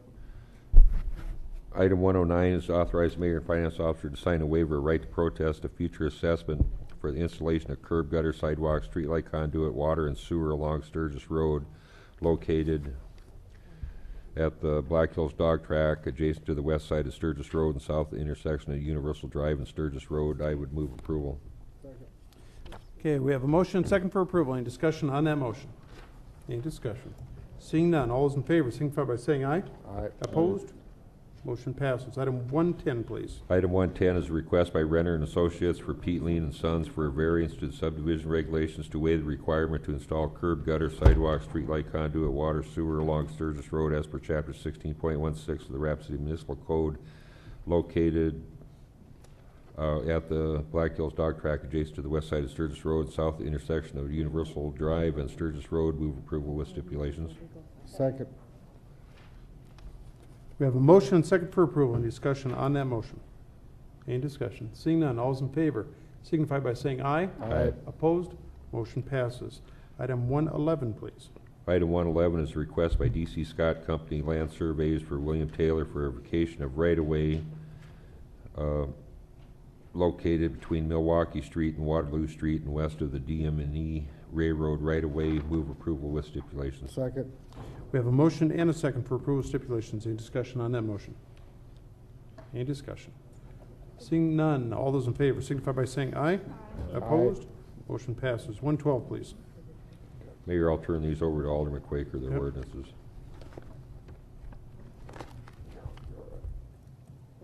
112, please. Item 112 is second reading of ordinance 5494, an ordinance amending 17.06 of the municipal code for rezoning within the described property as requested by the city from no-use district to general commercial district located east of South Valley Drive and south of South Dakota Highway 44. Move approval. Second. There's a motion and a second for approval. Any discussion on that motion? Let's go to Alderwoman Karen Olson. My question is, this is a, being zoned general commercial, it's a small lot. I understand it has a substation on it. Is that essentially is that the only thing that could be on this particular piece of property? And I assume that most substation, what's the zoning usually for a substation? Marcia. There's multiple districts that substations can be located in, and again, it was felt this was most appropriate to be general commercial because the adjacent lands were, that way we would not end up with an individual spot zone of something different. So since it's allowed in multiple districts, we felt it was appropriate to proceed with this. Can I follow up? So in other words, but all it essentially is going to be here is the substation? Correct. The size of the parcel is so small that it would be all right. impossible to develop I'm in commercial support of the property. change. I just want to make sure I understood the use of the substation. Okay, motion on the floor is for approval. Any discussion on that motion? Any discussion? Seeing none, all those in favor signify by saying aye. Aye. Opposed, motion passes. 113, please. Item 113 is second reading of ordinance 5495, and ordinance amending 17.06 of the municipal code for rezoning within the described property is requested by the city from no-use district to general commercial district located at 3010 East Highway 44 and 2001 Lancer Drive. Move approval with stipulations. Do we have a second? Second. We have a motion and second for approval. Any discussion on that motion? Any discussion? Karen, did you? Yes. Okay. The question I had for this is a campground, as I understand it. If the campground disappeared, would these homeowners, it kind of serves as a buffer. It's a fairly roomy space with a lot of empty spaces. If suddenly something else that would be like a plaza or something that would be general commercial, how would that affect this particular Marcia? change? The comprehensive plan identified this as appropriate for plan development. The applicant was agreeable to submitting that, so a plan development has been approved for this, a PDD, if you will. So if any further development would occur, it would have to go through the initial and final development plan process to allow that buffering issue to be addressed. So homeowners would understand that, and they would have notice of any proposed development of that and the opportunity to speak before Planning Commission. in that case, I'm in support of the change. Okay, thank you. Motion on the floor is for approval stipulations. Any discussion on that motion? Any further discussion? Seeing none, all those in favor signify by saying aye. Aye. Opposed, motion passes. 114, please. 114 is second reading of ordinance 5496, and ordinance amending 17.06 of the municipal code for rezoning from no-use district to low-density residential district located at 1550 Valley Drive. Move approval with stipulations. Second. We have a motion second for approval stipulations. Any discussion on that motion? Any discussion? Seeing none, all those in favor signify by saying aye. Aye. Opposed, motion passes. 115, please. Item 115 is second reading of ordinance 5497, ordinance amending 17.06 the municipal code for rezoning within the described properties requested by the city of Rapid City from no-use district to public district located east of South Valley Drive and south of South Dakota Highway 44. Move approval with stipulations. Second. We have a motion second for approval stipulations. Any discussion on that motion? Any discussion? Seeing none, all those in favor signify by saying aye. Aye. Opposed, motion passes. 116, please. Item 116 is a request by Fisk Land Surveying and Consulting Engineers for Corey Martin of CS Martin, Inc. for a variation of the subdivision regulations to waive the requirement to install sidewalk and waive the requirement to dedicate additional right-of-way as per 16.16 of the municipal code located at 23762 and 23764 Mulligan Mile. Move approval with steps. Second. Okay, we have motion second for approval. Any discussion on that motion? Let's go to Alderwoman Karen Olson. I just make a comment. Obviously, I'm not going to oppose this change because it does fit in with precedent. The council has approved this in the past. But I do have just some general questions about, again, the validity of no sidewalks. The internal sidewalk, I'm not sure serves the purposes. My understanding was there was an internal sidewalk. Question. Council approved a number of years ago the Hart Ranch PUD to have access through an internal sidewalk system. At the time, there was numerous property owners in the area that were here to object to having sidewalks in their more traditional location along the roadway. I think staff lost this one and it was granted, so we're just being consistent as development continues. Okay, Karen, anything else? Okay, motion on the floor is for approval with stipulations. Any further discussion on that motion? Seeing none, all those in favor signify by saying aye. Aye. Opposed? Motion passes. Item 116A, please. Item 116A is authorize mayor and finance officers to sign waiver right to protest for item 117. Move approval. Okay, we have a motion second for approval of the WARP, or approve authorization for the mayor and finance officer to sign a WARP. Any discussion on that motion? Any discussion? Seeing none, all those in favor signify by saying aye. Aye. Opposed? Motion passes. 117, please. Item 117 is a request by Ferber Engineering, Inc. for FMLC, Inc. for a variance to the subdivision regulations to waive the requirement to install additional pavement, curb, gutter, sidewalk, streetlight, conduit, and sewer as per Chapter 16 of the Municipal Code located north of East Mall Drive between Tisch Boulevard and Dias Avenue. Move to deny without prejudice in part and approve with stipulations in part as per the Planning Commission's recommendation. Second. Okay, we have a motion and a second to deny without prejudice in part and approve with stipulations in part per the Plan Commission's recommendations. Any discussion on that motion? Let's go to Alderwoman Karen Olson. Marcia, can you explain where the sidewalks, I read this, but I didn't frankly understand for sure where the sidewalks were and where they weren't. Because I believe in this area there certainly will be pedestrians in the not too distant future. My recollection is that the items that are being waived have to do with Dias Avenue, which is currently constructed in a paved section. And that's on the east. That would be on the east side. That's a rural section right now. And again, the recommendation is to waive the requirement to install sidewalk and streetlight conduit to be denied without prejudice, so they would have to put sidewalks in at the time building permits were pulled. The portion that's being approved is the requirement for additional pavement, curb gutter, and sewer along Dias. And again, that is being done with a waiver of right to protest so that that could be assessed. So they would be required to put sidewalks in on the east end at the time they did that. Also along Mall Drive, there will be sidewalks required, and along the western edge, which would be along East North Street, and actually Tisch Drive. And at that point in time, when they pull the building permits, they'll have to put the sidewalks in. Thank you very much. Okay. Everyone clear on the motion? Any further discussion? Seeing none, all those in favor signify by saying aye. Aye. Opposed? Motion passes. That takes us to the bill list, number 118. Mr. Preston. Thank you, Mayor. The electronic bill list totals $8,157,573.81. I'd like to add one item was Warax Excavating for East Nebraska Street Improvements, change order number 1, $4,715.52. Grand total $8,162,289.33. No, I can't. I need a motion. Okay, we have a motion and a second to approve the bill list as amended with the inclusion of the one item. And read me the total one more time. $162,289.33. Very good, thank you. Any discussion on that motion? Any discussion? Seeing none, all those in favor signify by saying aye. Aye. Opposed? Motion passes. Executive session, Mr. Green. Everybody's going, no, we don't want one. I know.